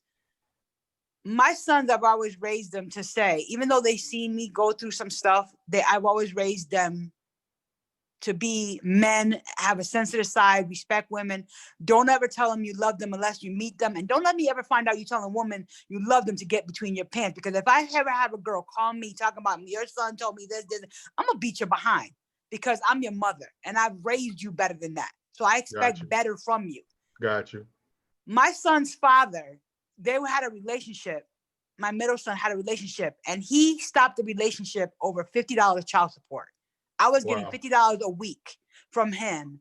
And because he owed me $66,000 worth of child support because he stopped paying it. He saw his son the last time when he graduated from high school. And because of that, he stopped seeing his son. So my son right now is feeling a certain way. He doesn't want to have kids. He doesn't think he's going to be a good father, even though his father raised him, because he always says, I don't have a father. My father is who raised me, which is my children's father. Gotcha. He don't want nothing to do with him, which hurts me because I never talked bad about his biological father. I was not that parent. You know what I mean? But he doesn't want to have anything to do with him. And even though his father who said, you need to have a conversation to heal that, he was like, no, I don't want to. But he always says, I don't want to have kids because he feels like he's not going to be a good father. I got you. And sadly, that's what I mean when I say men don't understand what they do. The collateral damage is the children. And my father, I had to repair it with us. And I was 37 years old. Because I had to get myself together first at 37. And then 2 years later, I said, you know what, let me try again to reach out to my dad because I never knew him. So I wrote him this long email, sent him pictures of my son, sent him pictures of Tiff and I. But what I did in the email was to give him an out. I said, this is who I am at 39. The last 2 years I've come to know the Lord, and I've gotten, you know, where I needed to be with my wife. We're getting ready to get with my girlfriend. We're about to get married. And if you don't ever want to have anything to do with me, it's okay. I forgive you for anything that you've ever done. We're good. I'm getting married in a couple of weeks. I would like you to attend, because it would be a great opportunity for us to start all over. And the reason why I gave him the out is that if he didn't want to have anything to do with me, is I didn't want him to feel pressured that he had to reconnect with me. I'm grown, and I turned out pretty good without him. But I did always want to know, because I kept hearing people tell me I look like him and everything else, whatever. And the thing that gets me is my father and I needed my father more at 39 than I did at 19. 19, we would have fought. We'd have fought simply because I was in these streets and I wasn't trying to hear nothing from no man. And I wasn't trying to hear nothing from nobody that claimed to be father. When my mom dated, she literally would tell men, don't, just leave him alone, because he's not with the whole father thing. And that's why I was a bully, and that's why I was out in these streets, because I had no male guidance. And I had two females that figured if we just let him run amok, at least he's near the house, he's good. That wasn't helping either. But once I got older, it was just something that I wanted to have in place. So what my father, which I find interesting, and I share, especially when I talk to a lot of men, my father said he read that email like 100 times. And he said he didn't know what to do, because this was his fear. And this is why I want to share with you as women, is that he was under the belief that my mom had poisoned the water. So he was under the belief that my mom had poisoned my thoughts, because he didn't know I knew everything that happened between them, that it was actually my great-grandmother and my grandmother, who was feisty, as I told you earlier, basically had ran him off, because my mother was 17. My mother had me when she was 17, so she was 16 when she got pregnant. So they basically ran him off. And I get it. But my mother never did that. My mother never spoke badly about him at all. And actually, the man that I thought was my father, who was my sister's father, I didn't learn until I think I was 13 or 14. My grandmother said, when are you going to tell that boy who his real father is? And I was like, what? So the other dude that ran off is not my dad? No. So another nigga ran off? What is this? And so, yeah, both of them had ran off. And that's when I learned that the second father is the one that married my mom and gave me the last name. But my actual father, you know, who I had learned, and we had a chance to sit down and talk. And once I got a chance to sit down and talk with him, then I understood why the situation didn't work with him and my mom. But I was old enough, mature enough to be able to have that conversation. Now I'm gonna give you something about my father. And again, if you had guys, you might have missed it in the book. My father has 6 children. Of course, I have 7, but at the time we were speaking, I had 6. My father got married in August. I got married in August. My father has a thing for full-figure women. Well, Tip is not slim. My father went to Jamaica on their honeymoon. Just making sure you're awake, baby. Tip and I went to Jamaica on our honeymoon. So here we are, the same man. Never met each other. And when we sat down, by allowing him to explain to me what went on in his life at the age that he was when I started having children myself, I started having children earlier than him. I had my first child at 14, 14. I think child was born when I was 15, whatever. And so, but when he started to tell his story, he was telling the same exact story that I had lived. So how can I hate a man that basically was who I was?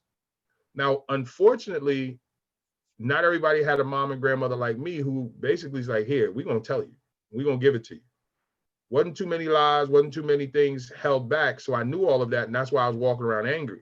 Tamari, it bothers me when I hear kids say, I don't want to be a parent because of something that a parent has done, because that's my biggest issue with men, is that the damage you do to the children may not be reversible. And the 20-something years that I spent in the school, the number of mothers that was like, Mr. B, can you talk to my son? Yes, come on. But I can't fix them all. I can only try to offer what I can offer. And even to this day, I still get them now at 30, 31, 32, 33. Hey, Mr. B, can we talk? Because now I'm a father. And I remember when you said whatever. But I think as mothers, all of you that are mothers and all of you that have been in that position, or you've been the aunties, or you've been in your situation, I think the hardest part for us as men, we just don't hear it enough. So we don't know how to mature fast enough, Kim, to be that. So again, thank you for sharing. because the reason why we talk is that the reason why I always try to uplift you ladies in any way I can, or just because what happens is we don't see it. And Lisa, I think, mentioned it about what's going on with the men of today being so soft. It's being promoted. And if I can make $1 million being metrosexual, well, then why do I want to be firmly heterosexual or masculine? There's money in putting on a skirt. There's money in maybe painting my nails. There's money in being somewhat effeminate. But then, unfortunately, a lot of women who are between those ages, and the women I deal with, 35 to 65, I know Kim is on the outside of that, so 35 to 70, we're going to change it. 35 to 70, is that they're looking at like, but Keith, what about us women who want real men? They're out there. The problem is there's just so much, they might not be in Fresno, but they're out there, Kim. And the reason why I know that they're out there is because their voices get muffled by all the BS. And it really does. Go ahead. Go ahead. They wasn't in New York either. There's a few sprinkled about. They wasn't in New York. There's they weren't in Delaware. They weren't in Maryland. They weren't in North Carolina. All right? They're in Montana. Exit stage west. Stay out of them red states, Kim. Stay out of them red states. Yes, stay out of red states. Oh, the Lord, no. You know what it is? Unfortunately, there's not as many that there should be. And unfortunately, men have figured out that they don't have to be the traditional man anymore because there's a lane not being that. There's a lane for men that are just out there doing their thing. And there's a lane for men who want to deal with the secondary female instead of dealing with the very first. And I know it because in trying to get men to go back and fix what they messed up before, like there's so many men that just turn a switch off and act like they didn't have a life or children with somebody else. And they're okay with their new family and they got the Instagram pictures and they're doing us on vacation. And you got 3-4 other kids out here who don't even have a pair of sneakers. What's that? Well, the problem with that is, and I think Tamari said it, and I think Toya said it, no, you're going to go take care of that situation. And Lisa said it. You're going to go fix that. Tiff was like that with me. There was no way I was going to be able to shun my responsibilities. Tiff was actually buying Christmas gifts when, because of child support and everything else, I just didn't have the extra because she was like, no, those kids need to know. And we sent a gift to my son in Virginia, and his mom actually stole the gift, gave it to her son and said it was from her. I didn't find out years later. I was like, yo, did you ever get that? He said, my mom gave me that. I said, no, that came from me. He said, oh no, my mom gave that to me. And then she lied and said, we never sent it. When I called and the doorman signed for it, I was like, so you got a doorman down there still? So when I said I'm about to report it stolen, she's like, oh no, it's here. I'm going to give it to him. And then didn't let me speak to him. And then when I would talk to him, he was like, I got the gift. But the whole time she's behind the scenes lying that she's the one that purchased the gift. But the point of the matter is that Tiff held that while I was trying to get things together because I had 3 support orders, 2 with my ex-wife and not even a support order, that was the divorce decree. And then I had the child support order with my son who now turns 21 in about a month. And it was, but you know what? I never complained. I worked, I taught, I coached in the morning, I coached in the evening, I did detention, I worked on Saturday, and I still was able to travel, I still was able to bowl, I still was able to, because it was just, okay, these are my kids, it's gonna be what it's gonna be. But having a woman that says, no, you're not gonna just misuse your kids and be with me is necessary. And that's another reason why I asked all of you, like, what are some of the things that you share with men? Because it's very critical. Even if the man that you're sharing with can't handle it, he needs to hear it. Because I know you're shaking your head, Kim, but the reason why I tell you is because then when they get around real men, now they'll never admit it to the group of men, especially if they're with a group of alpha men. But inside they go, you know, Kim said that to me. And the reason why I know is that when I have the private conversations with them, I have seen men when Tiff and I used to go and do the speaking about Gigolo to Jesus, we'd be packing up. And I always tell Tiff, watch how many men sneak over when we're packing up. So Tiff and I were packing up one time down here in Delaware. We came down for a Valentine's Day thing. And the brother slid over and, he was kind of looking at the table. Now, bro, you see us packing up. So I don't know why you trying to act like you're looking at the books. So I said, bro, how can I help you, bro? You okay? And he said, yeah, bro, can I ask you a question? So Tiff already knew. See Tiff slide off to the side. I said, what's going on, bro? What's up? He said, I wanted to ask you a question. You really share like everything with my wife? And I'm thinking, bro, didn't you just hear the presentation? She was there. What do you think? I just make this up? She was there. And he was just like, so how do you stay faithful? And he was literally serious. He was struggling with it. And when I sat down and explained it to him, he just was like, but it's so hard. I said, I know. I said, but who do you have around you to talk to? And basically he copped it and said, nobody. He said, because I don't really feel comfortable talking to some of the guys about it, because it's hard in a group of guys to say, I don't want to cheat. It's hard because guys will clown you. Then a woman watching what we were talking about, she came over to Tiff and said, I want to talk to you, because I want to know how you got him to act that way. And then before I look up, Tiff had like 6 women. They were all in a prayer circle. I was like, okay, I'll go ahead and do your thing, because they all wanted to have that conversation. So Kim, the reason why I tell you it needs to be said, all of you, because you all have fantastic testimonies. I had a chance to speak to all of you, is that by sharing it, God takes it. You don't know where God is going to take it. Because if we allow our pain, our anguish, our frustration, sadness, whatever it is, if we allow us, I got you, Kim, if we allow it to not allow it to get out into the world, we don't know where it's going to land. And sometimes it's not for us. Sometimes it is not for us. Sometimes the reason why we let it loose is because who may get it and run with it. I'm going to give you one Bible thing before I get to you, Kim, is that Stephen got stoned for preaching the word. But Paul, who was Saul at the time, was standing there holding the coats of the dudes who stoned him. Saul went on to be the superstar because he became Paul, went on to write the whole New Testament. Stephen just caught rocks.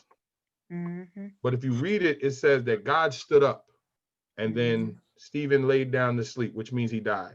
But he got an express pass straight to heaven to be with God. Paul goes on to be the superstar, as I said, but Paul winds up getting his head cut off in jail. So he still had to pay a price. But sometimes what we put out into the world, it's not for us. We put it out so somebody else can run with it, because now Jesus went to Saul and said, why do you try to destroy me? Now my father shows up. So yeah, you stoned me. So yeah, I caught the hurt. But because I put it out there, now you can't front and say you didn't hear it. Now when the next person, or in this case, when Jesus says, why you try to harm me? He's like, what are you talking about? And then he went blind, and we know the rest of the story in Damascus. But go ahead, Kim. All right. You good? I'm good now. All right. That was like, I didn't expect that to happen. See, that's that tough exterior. We melting that ice. We getting there. We love you, Kim. I didn't really It's expect already that to melted. It was like, California. nah, it's in there. It's just that I've always been attracted to alpha males, but it's a persona. It's not real. Okay. So by me giving or telling my story, okay, what I perceived to be an alpha male, and he couldn't handle it, then years later, I end up with something softer than mashed potatoes. And I had to give, I'm telling you, I had a beautiful 1.5 pear shaped. I had to give the ring back because I couldn't take it. He was more, forgive me what I'm going to say, ladies, but he was more of a bee than I was. Because, you're going, it's like, okay.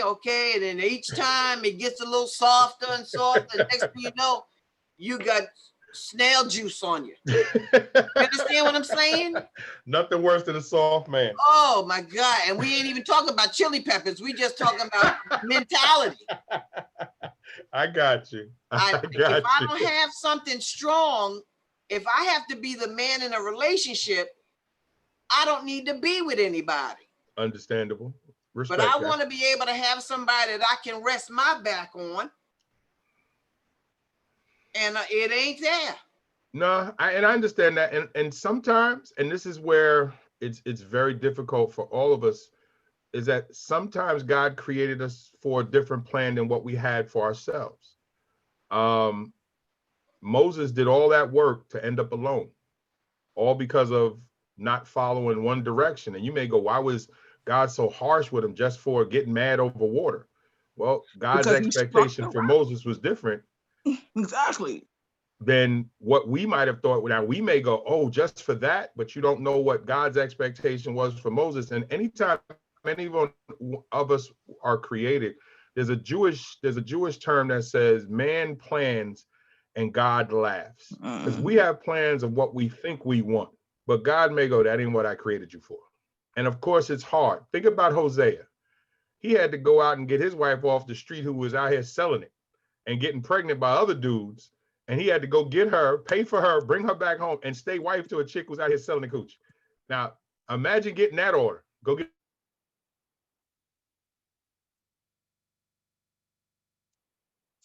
You telling me I gotta bounce to the curb? What are you telling me? Get your wife off the stroll. What? Is that what I have Not to that do? you have a baby at 80. Not that you have a baby at 80, but Sarah was 80 when God showed up and said, I'm going to give you the very thing that you wanted. That's the moral of it. Now I'm not saying 80, you're going to get pregnant. I'm just saying God will deliver what you need. I got a question. Go ahead. All right. So I'll be 70 next year. Yes. So that means I got 10 years to be on the stroll before I find a man. I can't speak for God. I'm just gonna say God will make sure what you need shows up. But the thing is, we have to look at the Bible and be able to look at it and draw life from it. Naomi, Ruth's mother-in-law, lost her husband, lost 3 sons. She never got that back. But what she did get to become was an outstanding grandmother. So she was restored in that capacity. Yeah, I know that's not a good look for you. No. My grandson, grandson. She moved to Florida. Okay. So that I would not take the child for a DNA test. Wow. Got you. Okay. Got you. Because my son told me if it comes out before May, it ain't mine. It was born in February. I got you. She said it was a preemie, and it was 7 pounds laying up underneath the light like this. I got you. I think what you have to do, Kim, is just keep being honest to yourself like you are. And I think God is going to use you in the way that he needs you because you have a story to tell. You have a lot of life and you have a lot of love that may have to just be dispersed in a way that you didn't plan on it. And I think that's the measure for all of us. There's many a times that I ask, Lord, why did you grant me when I didn't deserve it with the things that I had did? When I look at some of the beautiful people that I had harmed to get to this point. And then I had to stop asking because I don't know why God did it. I can only honor that by saying, how many people can I help in the time that he gives me? And that's my focus. Now, because if you do it the other way, you'll drive yourself crazy, 1. 2, you'll harm yourself because you then start to harbor certain feelings that may not be anger, but it could be just enough that you don't open the door completely to people that you actually should. And that's where the walk with God becomes very critical. God, I'm going to trust that you brought me here for this reason, and I'm going to be okay with that. And everything that I experienced to bring me here, you already knew was going to happen. So no matter how bad it was, no matter how bad it is, somebody's benefiting from you being right where you are. Now, what you may have to do, this is for everybody, not just Kim. Keith, this is Barbara. Can I say something? Sure, darling. And this is, prayerfully, it will benefit Kim. Okay, come on. And hopefully I won't cry. But hold up, let me get my tissue. Stop playing. But everyone knows my story, and if they don't, being a survivor of childhood sexual abuse and human trafficking, which was done by my mother from the age of 8 to 13, and being prostituted out and on drugs and, alcohol and the whole 9 yards. Talk to him. And one of the things that, when God saved me, was that I'm going to use you to help so many people. I also know the desires of your heart. Now, it took 39 years for me to even open up, but once I opened up, and this was back in 2010, from that point, God is using me to share my story, to help others to be released from whatever pain or whatever hate that they may have, because He also had me to forgive my mother, forgive the abusers, forgive even myself. And I was listening to all of you when the question was asked, as far as if you meet someone, what is some of the things that you would share, or you shouldn't share everything? That's true. Well, I got you. for me, it's different. God told me, I know the desires of your heart. I know that you want a godly mate. And the mate that I send to you, you will not have to tell him anything, because he's going to hear your story. And so therefore, he will already be in a position to embrace you, accept you, and help you to walk the walk that I have sent him into your life to do. So in the meantime, you just keep doing what I have called you to do. You said you're going to be 70. I'm 65. So I know that God is already preparing that person for me. I don't know where it will be, because He's sending me all over to speak. But He said it could be domestic, it could be international. But you will know when He approaches you that He was sent by me. So just keep doing what you're called to do, and let all of that hurt out, let all of that pain out. Ask God to forgive you, so that when He does send your Boaz, you'll be ready. That's it. That's it. That's why I big up all you ladies, because I know all of your stories and I listen. And also it helps me when I'm talking to other men. And I think that's one of the reasons, and y'all energy scares men. You see, they pop in when they see how deep it getting here. Sometimes they run off, and they try to hang in there. Some of them, I haven't seen too many go a whole 3 days. They can go like 2 shows, and then they be like, "Nah, it's too deep in there. I'm out," because they thought this is just gonna be a place to hang out and say whatever. I'm like, no, it get raw in here sometimes. But I think what I share with you, Kim, and the reason why I say you got to just keep putting it out there is because God says, write your testimony, but He also says you got to share your testimony. We got to share how we got here. And that's what, when I was saying to Tamara in the group, when men are out here, and I think Kim mentioned it a way back too, man can't fix you. He's not supposed to. And that's why in my video I said you're supposed to want to assist her in whatever's allowed her to get to this point. So you don't pry through her past to use it to hurt her. You have a conversation with her past to be able to fortify what she has done to be here, and then add to her fortress, because you should be bringing your own. I see a little fort. That's cool. Come on. I got a whole castle. You good. And that's the safety that you were talking about, Kim. And that's the reason why we have to have that conversation, is because I used to, well, it's not here now. I used to, when in the previous shows, when I used to have that picture up with Tiff and I here, when we would be different places, I say, y'all see that comfort in her face? I brought that. And it wasn't to be arrogant. It was to show what reminds me of what I'm supposed to do. And so when I say to men, you cannot, dare not ask a woman to submit to you if you haven't submitted to God, because it's unfair to her. You cannot ask a woman to let go of her place of safety and you not provide whatever that's going to be for her, or you don't let her know, look, baby, we're going to go over this rapids together. But we just going to hold hands, and whatever we hit rocks down there, whatever, let's just go. And the reason why I know this to be true, Tiff and I got married in 2007. We go to Jamaica 2007 on our honeymoon. Well, guess what happened in 2007? Hurricane Dean, Category 5 hurricane. Here we have been in Montego Bay. We're supposed to be there 8 nights.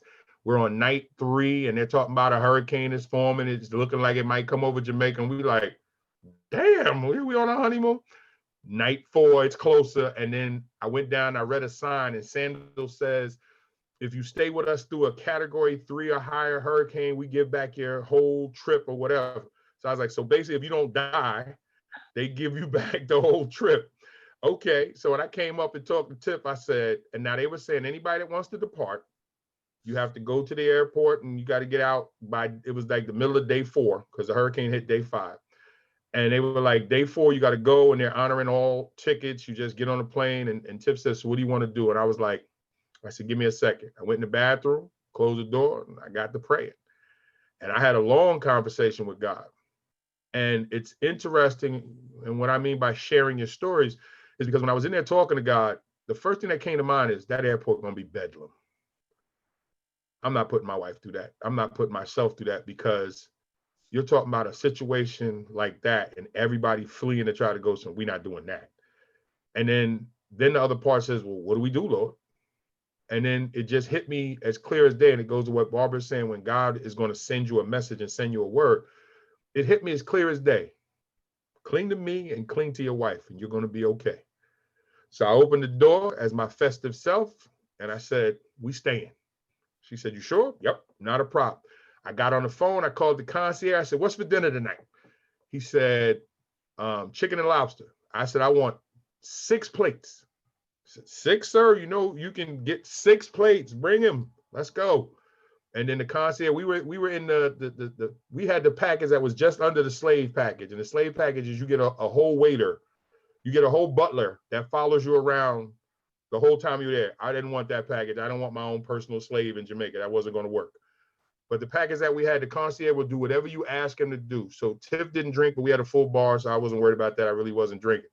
I said, I need you to bring me about 6 packs of soda, whatever. She's like, would you just bring them? So they had brought us these big bulb lights, you know, the ones that got the little fishnet on the side of them. So when the guy handed me 2, he said, this is in case the lights go out. I said, can I get 2 more? Now, this is where I know Tiff ain't no real ghetto chick. I put the lamps down. Guy brings the food. Tiff said, what do you have all these damn candles for? I said, let me show you something, what happens when these lights go out. So I put the 2 candles down, and I took the 3rd one, and I lit it, and I slid it under that porcelain plate. Now, porcelain don't melt, and it don't burn, but it warms up quite nice. So when you heard the chicken sizzling and the mashed potatoes sizzling and the lobster tail was warm, I said, that's how we're going to warm up our food if the lights go out. And I blew it out, and we ate one of the plates. Sure enough, when the hurricane hit the next day, Tiff and I was outside actually watching the trees, when we actually playing in a Category 5 hurricane. We actually seen a guy with a tray with a damn rain jacket on, trying to make his way through. I said, who the hell tried to order food? And then that's when we got a call that the kitchen was closed. That's it. We ain't doing nothing. And now that's when the hurricane got more serious. We were straight. We had stuff to drink.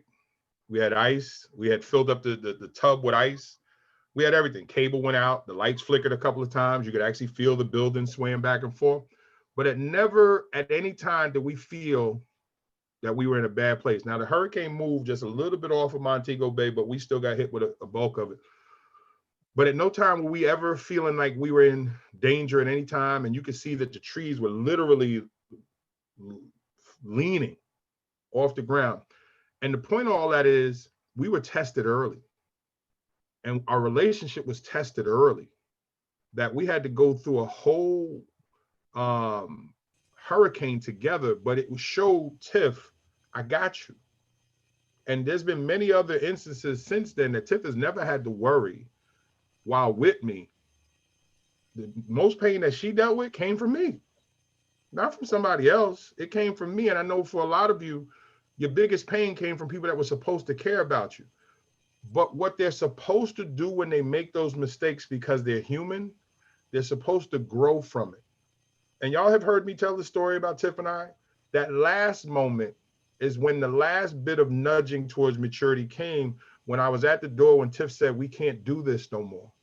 And when I got to the door, a small voice said, you walk out this door, you're going to walk away from the best thing that ever happened to you. Now, I know a lot of men, because of pain, pride, or whatever else, will keep walking, because that voice is not loud, just like God's voice is not loud. It's not that way it works, because you're supposed to be in tune to what goes on inside you. So when that faint voice comes, it's really to get you to calm down and listen. So the noise around you is what the devil does to get you off base. But if you stop and listen, and my grandmother taught me that, I say, how do we know it's God's voice? She said, the first voice. And it's going to be the softest voice. The noise that's going to show up after is the devil trying to confuse you. Ever since then, what I've come to learn is, if you listen to that first thing, I just said to myself, get my keys. I just said to myself, why didn't I take that job? I just said to myself, I should have called, because God tells us things all the time. We just don't listen. So that's when I realize now my job is to go out and try to help other people get to an understanding of what I've been able to understand myself. We can't do that quiet. You have to share your story. I don't care if it's in post on your social media page. I don't care if it's in videos like I might, whatever it is, whatever circles that you're in, share it, because you never know who needs to hear it that goes, oh my God. And that changes their lives. And then the Lord will say to you, Kim, you didn't know, but let me show you this. Or somebody will show up to you months, years later. You and I were bowling. I heard you say this, and you have no idea that changed. No, you laughing? Listen to me. I have had people come up to me and say, Keith, you did this, and that changed my life. And I don't even remember. Tiff can tell you, I had somebody tell me something I said at lunch in high school. I didn't even know who the dude was. I was like, we went to school together? He said, oh man, you was in the lunchroom and you said da-da. And I was like, okay, yeah, I played the game. Yeah, all right. Who's this Negro? But he told me something I said then, altered his life then. And I was like, thank you. That's all I could do. That's why we share. And those of us that have the louder voices, those of us that's our personality, then we got to be those louder voices. But some of you who are not as loud still have to share, because your faint voice is still necessary for the person that's in those corners. And I know it's tough because not be anything rewarding to the person speaking. Go ahead, Kim. Go ahead, Kim, and then Barbara. Go ahead. I see you. I know what I've said in the bowling alley. That ain't moving nobody. Ain't nobody coming toward me. Nobody. That is You don't not know that. true. I know what I've said in the bowling alley. Somebody might be, I like the way she cursed her out. That's what I'm using my person. Barbara. Go ahead. Barbara, go ahead. Touching on what you just said, Keith, someone actually sent me a text message asking for my address. I mean, I know the person. Okay. I work with them. It's like, if you don't mind, can you give me your address? And I, gave them my address. Well, this past Monday, I received a gift box from Amazon with a gift card. Wow. And she had a note inside of it and said, I've never shared this with you, but I actually came and heard you speaking. And what you said and what you shared about your life helped me a lot, because I've been through some things that I never opened up to anyone, but seeing you has given me the ability to know that I too can be healed. So you're right. There you go. You don't know who you're touching. You don't know who's listening to you and what they're getting from it. It's just, you just have to be open. Yeah, you just gotta let it go. Go ahead, Lisa, then Tamara. I got you, Tamara. I see Lisa. Go ahead. I saw your hand up, Lisa. Lisa, then Tamara. Actually, I decided not to even make my comment because I keep forgetting that so many of us know the same people, so I can't share the story after I thought about it. Try to put it out without using his name or her name. Come on, Lisa. Let's have at it. I'm with Kim. We can just imagine who it is. It might not be the right person. That's all. I'm not Okay, from around well, the neighborhood, there so was I'm impartial. another young lady we bowled with Okay. who literally, I used to tell her all the time, if you need someone to talk to, you can always talk to me. Just call me. It's okay. It doesn't matter, whatever. And she actually left home one night with the intentions of harming her, and she called me. And I talked to her for almost 2 hours. Nice. And like a year and a half ago, 2 years, I guess now, she's been married and has a wonderful life. And she tells the story to whom she chooses that I am her sister because I actually held on to my word and I talked to her on the worst night of her life. And she's here because of that conversation. Nice. And I never thought that she was listening to me when I would say you could call me at any time, because she hung out with the crowd of drinkers and smokers, running around with this one and that one, and sometimes 2 or 3 others. And, you know, I was always kind of, I talk to everybody, but I leave by myself. I come by myself, you know, that kind of thing. But for some reason, I was always drawn to her. But I never thought she heard me, because I would tell her all the time, am I in your phone? And she'd be like, I know I have it somewhere. And I'm like, no, keep it with you. You're going to need to call me. And she'd be like, yeah. And it finally happened. Nice. And she says to this day, like, if you hadn't answered the phone, Did we lose? What happened here? Lisa get kicked Did out. everybody just disappear all of a sudden? What happened here? No, she's mute. Lisa, you gotta take it off mute, baby.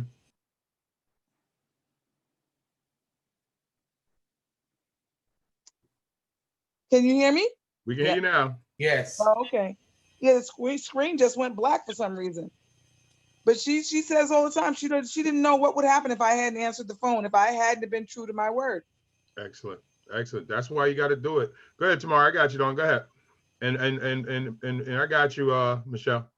Tamara to Michelle. I got my best friend was my saving grace, because I think I wouldn't be here. Partly, I agree with you, Keith, about, you know, there's a reason why the Bible says the heart is treacherous and not to go into your own understanding, because there's always that voice. You know, like I said, God has saved me from, you know, self-harming, whatever, committing suicide a couple times. And my best friend in 2012 saved my life, because she literally sat on me and wouldn't let me, when I was in a dark place. Most of my poetry on Facebook for 2 years was really when I was in a dark place. For some reason, I could write poetry when I'm in a dark place. And she sat on me one day and she was like, I'm not getting up until you get up and get dressed when we leave this house, because I know you're in a dark place. And literally she saves my life, and she knows that we've been best friends forever. And I love her to death. Nice. Nice. You know, so Satan will come in here and try to throw loops, and that second voice will try to kind of steer you in the wrong direction. You always got to listen to God first. Yeah. And it's very important. And it's true. I have no problem being a submissive woman, like you were saying. If you have a strong, like Kim saying, if you have a strong man who can handle being that strong head of the household, because God puts a head of the household for a reason. Yeah. So I have no problem being submissive to a man who can handle being spiritual and putting God first. So I got to just sit back and say, I got to listen to it. You're asking God. He knows what you want, but you want to, you know, sometimes we get in our own way and want what we want, and we pick bad choices. We do, but that's what makes us human, and that's what makes God great at being who he is. And once we understand it, then it becomes what we look to do. We'll never master it, because we're human, we're flawed. But if we can try to condition ourselves, because remember this, your conscience has never been wrong, because you've actually had that conversation yourself. Why'd I say that? Why'd I do that?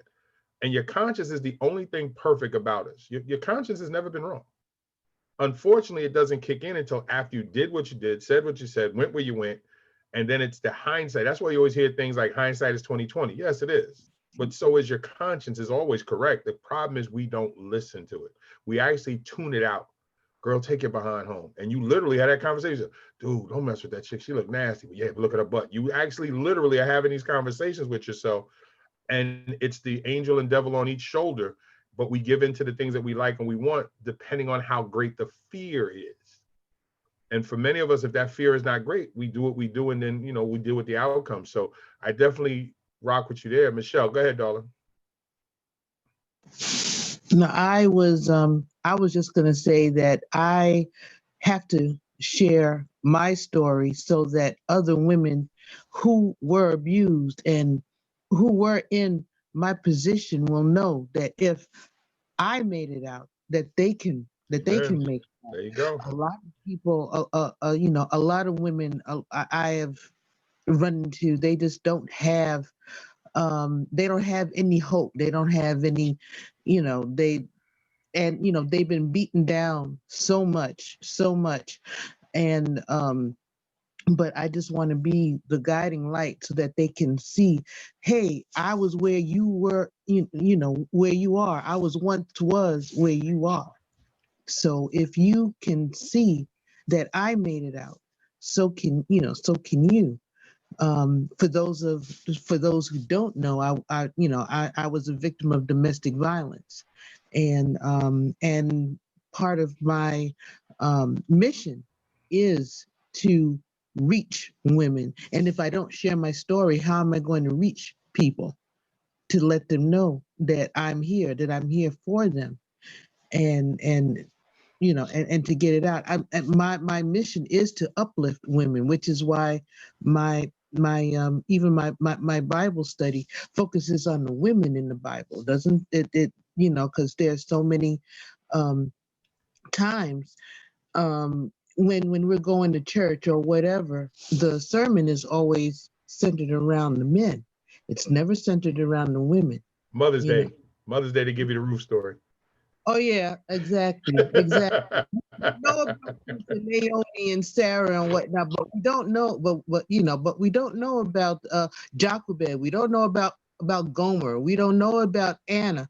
Who are these people? You know, they don't. Or Rhoda. They don't know about those people. So that's why we study them. But you know, this society has put women down so much. That's why I want to encourage women, you know, especially those that are in, you know, domestic violence situations, or sexual assault in situations that, you know, I once was where they are. So they, you know, if I can make it out, and so can they. And earlier this evening, you called me Rosemary. Don't you ever call me that again. You know what it is? I was looking at the screen as you throw me off. I know it's Michelle, but every time you come on Zoom, I see your real name, and it's like it's just reading is fundamental. I read what I see, and it's just habit. I did it when we was on the interview before. I'm calling you Michelle, and I'm like, I don't want people to get confused. Like, why you keep calling Michelle and it's Rosemary? I got you. I know you're in your witness protection name. I got you. I'll use it. Rosemary, that's my government. No, I think, well, you have to change that. You have to put Michelle Green. You have to put your author name up there so we could use that. But no, I think if you guys, I posted in the group before, and I did the Zoom with Michelle and Barbara and Tony Caraway, who got to check in on her because I haven't seen her a couple of shows now. I know she's been busy. And the three ladies shared their situation of what they overcame in their domestic violence situation. And for me, anytime somebody shares any type of horrific situation, the reason why you try to give that life is because you don't know who in your circles can benefit from them who are in your orbit, who don't know the other people in your orbit. Like, people may know me, but don't know Michelle, don't know Barbara, don't know Kim, don't know Tamara, don't know Toya, hell, may not even know my wife, Lisa or Jacqueline. So if I can be the conduit that then connects you and then steps out of the way without wanting something from it, and that's the key. And I think that's where a lot of folks drop the ball. They want to make the connection, but then they want to kind of hang close to see what they can get out of it. No, get out the way. Let it be whatever it's going to be. It'll make its way back to you, and you go from there. I think what we have to look at, like everything else, is that everything still comes down to a matter of communication. And whether it's personal communication with self and God, with self and others, you got to just get out a lot of the things that's going on in a way that's safe for you. Now, you don't want to put out a whole lot of information that somebody like Tamari said can try to use it and use it against you. No, we don't want to do that. But the one thing that I've come to learn is you never know what somebody is going through. And I wrote about it in From Gigolo to Jesus. A woman came into the motel that I was at. I remember messing with her before when she first started using crack, but now she was at that point where she was not looking too good. She came into the motel and she was like, "Big man, I need a room." No, because I could look at it. And I was like, "No, if I give you a room and I don't get you out, I could get fired." And she left.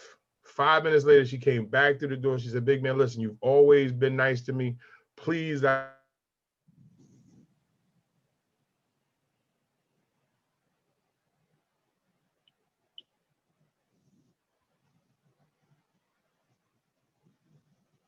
I need to lay my head down somewhere. Please, I just need a room. Prepare for the next guy who comes on."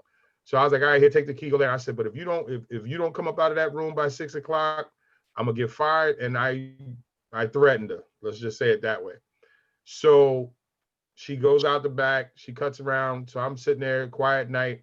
So at about 5:45, almost 6 o'clock, I said, "Let me go check on this chick," because I called the room a couple of times. She never picked up. And I said, "See, this is what I'm talking about. Now I go drag this chick out of the room." So I go to the back of the motel. I come up to the room. The door is wide open. So I'm bitching and yelling and screaming. "See, this is why I don't bring these damn crackheads." And I go to the room. The key is sitting right on the desk. And the room is completely clean, as if no one's been there. And I was like, "Okay, cool." I took the key, smoothed out a little crease on the bed. It looked like she might have sat on the bed, closed the door, packed up, called it a night. I ain't think nothing of it. So 6 months later, after I had left working at the motel, I was in, I guess it was A&S in Green Acres. I'm with my ex-wife, and I see this behind. Oof, I see this booty. And I was already cheating, so hey, I'm gonna let my wife and her mother-in-law move up ahead, and I'm gonna go back and check on this booty that I just saw. Yes, I was that dirty. I'm out with the ex-wife, and I'm still trying to get it in. And no, I'm sorry, not 6 months, 2 years. And she turns around, and it's the young lady who's a crackhead, and she comes running from behind the counter and jumps me. And she said, "I have been looking for you ever since you left the motel." And I was like, "What?" And I'm still bugging out that it's her with all her weight back. And she's looking fantastic, as she did when she lived in Rochdale when I first met her years ago. And she said, "I've been looking for you for 2 years." And I said, "What do you mean?" And she said, "That night I had been raped and I had been beaten by a John." She said, "I had been raped by a John, beat up by a John, and I had been up for almost 2 days." And she said, "I was roaming up and down Rockaway Boulevard and other places." And she said, "The only person I could think of that could help me was you. And when I came to the motel and you kicked me out," she said, "when I walked out the door, I knew that anywhere else I was going to go, I was going to die that night. And when I came back in and begged you for the room and you gave it to me," she said, "but when you said, if I don't come out this room, you're going to get fired." She said, "when I sat on the edge of the bed," she said, "I knew that if I laid down on that bed, you was not going to wake me up at 6 o'clock. And this is exactly what she told me. She said, "I didn't lay down because I didn't want you to get fired, because I knew you would help somebody else like me. And I wanted you to be in that position." She said, "That night I walked to JCAP." And for you guys that are not from New York, JCAP is the rehab. She said, "I walked to JCAP that night and checked myself in." She said, "I've been clean for 2 years. And I came back to the hotel to check on you. And they said that you no longer work there." And she said, "In those 2 years, I got myself clean. I got my kids back, and I've been doing pretty good." And I always remember, so when I had called her Lou, and it's funny when you talk about your name, Michelle, I always called her Lou, and Lou is what her name was on the street. When I seen it, and I seen her tag said Evelyn, I said, "Who's Evelyn?" She said, "That's what my real name is." And so years later, when my mother, when I came to move, when Tiff and I moved into my mother's house over near Rochdale, I seen her with her kids, and she ran over and she said, "Let me introduce you to somebody. This is the man that allowed me to get you guys back years ago." And she said to me, "If there's anything that you ever need, you let me know, because you saved my life." And the crazy part, she's like, "And every time I've ever thought about smoking drugs, I always think about that night and you helping me." And the reason why I share that with you guys is because I have seen this not just once. I have seen this numerous times where people come back to me and tell me something that happened or I said to them, and I would ignore it simply because but then my grandmother taught me a long time ago, there is no coincidences when it comes to God. And you'll actually learn what your godly talents are if you simply pay attention to the way you affect other people. But if you limit yourself or limit your talents or limit anything that about you when it comes to other people, you are actually denying other people things that God may have given you to do for other people. That's why he was so hard on Moses. I told you what to do. You didn't do it, and then got mad for doing what you wanted to do. And it cost him going into the promised land. So as we get ready to close up for the night, I simply want to tell you guys thank you. And I enjoy that we get a chance to come here and everybody gets to see each other, because the goal for me is always for you guys to share with each other, to see each other. And I always wanted to move here, but when we came here before, I know everybody was kind of like, I'm not sure. Now we've had time and we've had some months and some time under our belt. And I know Friday we'll probably have a lot more people here, but the good thing about doing it this way is, again, to be able to have those conversations. So I'm not sure what we're going to talk about on Friday. I got to see what Tiff wants to converse about. But before we go, I want everybody to say good luck to Tiff. She has an interview tomorrow morning. That's why she's up so late, because if she had to go to work, she would have long got up under the covers with the camera on. I know. I wonder what Tiff was doing hanging out. So I want you to wish Tiff good luck for her interview tomorrow. You got this, Tiff. You got this. Okay, praying for your success. Good luck. And I want everybody else, what I want you to do tonight is just, when you get the chance, you have to do it tonight, because I'll probably, once I can get the recording and everything straight, I'll put it in the group for everybody to be able to see so they can watch the replays. But what I will put up a post of just what you got from tonight, because we want to try to invite more of the people in the group to come and join us, because the bigger that we get, the more that we can share, the more that we grow, and the more that we learn from each other. And any subjects, like Lisa presented this subject to me today, but any subject, and Michelle, you gave me one before, and I know I misplaced it, and I'm sorry, I believe it was the parents in the nursing home, I think. I'm not sure, but if you can remember what it was, send it to me. And if anybody else has a video or anything that you think would be interesting, put it in the group. Let's have that conversation. Go ahead, Lisa. I see your hand up. Yeah, it's so funny. That video came as part of the show. I was trying to share the subject matter of the show about these couples in the long-term relationships that never seem to go anywhere, and that they feel so connected to one another that they won't break away and do something else for themselves when they know they're not going anywhere. Gotcha. And it's always troubled me that people will date for 10 years, get married, and then they're divorced, and then they're going their separate ways after 6 months. And you're like, well, what happened? You spent 9 years together and now you can't get through 6 months of marriage? Well, because they never got close. They just stayed static. Right. They just stayed together for the 9 years and never actually got close, and then said, well, let's get married. No, you don't let's get married. You work towards the marriage, but that's not the thing in today's society. They just kind of microwave weddings and like anything else, and there's no foundation there. And then when crisis or something happens, there's no, God says, don't build your house on sand. Well, that's for a reason.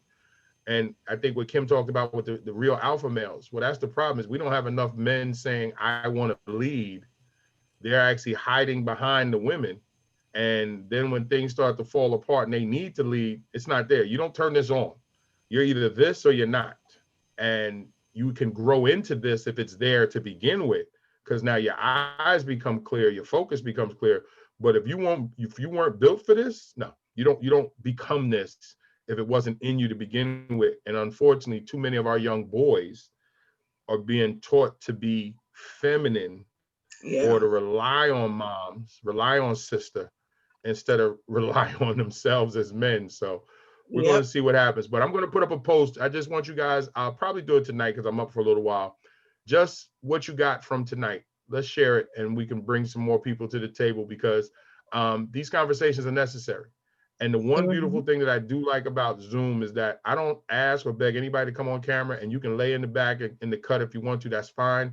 Actually, I got to check out my man Otis, what happened, because he was here. He had a question, then he disappeared. I want to make sure he's good. But the goal here is, if you want to speak, be my guest. If you don't, just want to hang out and enjoy the conversation, that's good too. There's never any pressure here in this group, because it is a place and a safe place, because the goal is for us to grow in our understanding of each other and whatever the subject matter is and wherever it takes us. And that's a good thing. And I know this would be in a holiday month. This is a very difficult month under these circumstances with this COVID situation. We already got a taste of it towards Thanksgiving. In the coming weeks, I'll talk about it more. We're going to rehash it again closer to the holidays, is because the suicide rate always went up during the holiday season, during this season here. I'm worried that because of what's going on right now, it's going to go up even more. And what we're seeing now is people that are literally throwing all the safeguards to the side and acting as if they just don't care if they get the virus or not. And that's dangerous for everybody. So we're going to talk about that in the coming weeks as well, especially getting closer to the holidays, because this is going to be very devastating for a lot of folks who are going to be going into this Christmas for the first time without certain people in their lives and not knowing what to do about it or being able to get out the house. Go ahead, Tiffany. Tamara, you wanted to end it? Yeah, Tiffany, thank you very much for a little post about vaccine, about vacations and vaccine. That was awesome. Got him. Reading is fundamental. Folks is like, what? I ain't taking no vaccine. It was awesome. Well, the vaccine is real, but before you say no, before you say yes, just understand how or if it's going to benefit you. Tiff and I have been having that conversation. That is a conversation that we will have in coming shows, if folks will or don't. I got you. We're going to talk about it possibly, but I want you guys to have a wonderful night. As always, thank you. I appreciate you. Please be safe. If you need me for anything or whatever, just reach out. I got you. But I'll post something up and you can give your feedback in the group so folks can actually read it, and we can start bringing some of these folks out of the shadows to kind of share with us. And I'll see what happened to the men. Y'all done scared them off. I gotta go find out what Otis, why he ran. Yeah. Well, no comment. I noticed that it was two people in the picture and then the camera went dark, so I don't know. I noticed that he was alone. All of a sudden he wasn't alone, and then he wasn't here. So I gotta check, make sure he didn't get off. I don't know. You never know when you hit a nerve. That's all I'm saying. We never know. Guys, have a wonderful evening. I will talk to you soon. All right. See you on Friday, guys. Be safe. Bye. Good night, guys. Good night, y'all. Hugs, Kim. Good night. Bye-bye.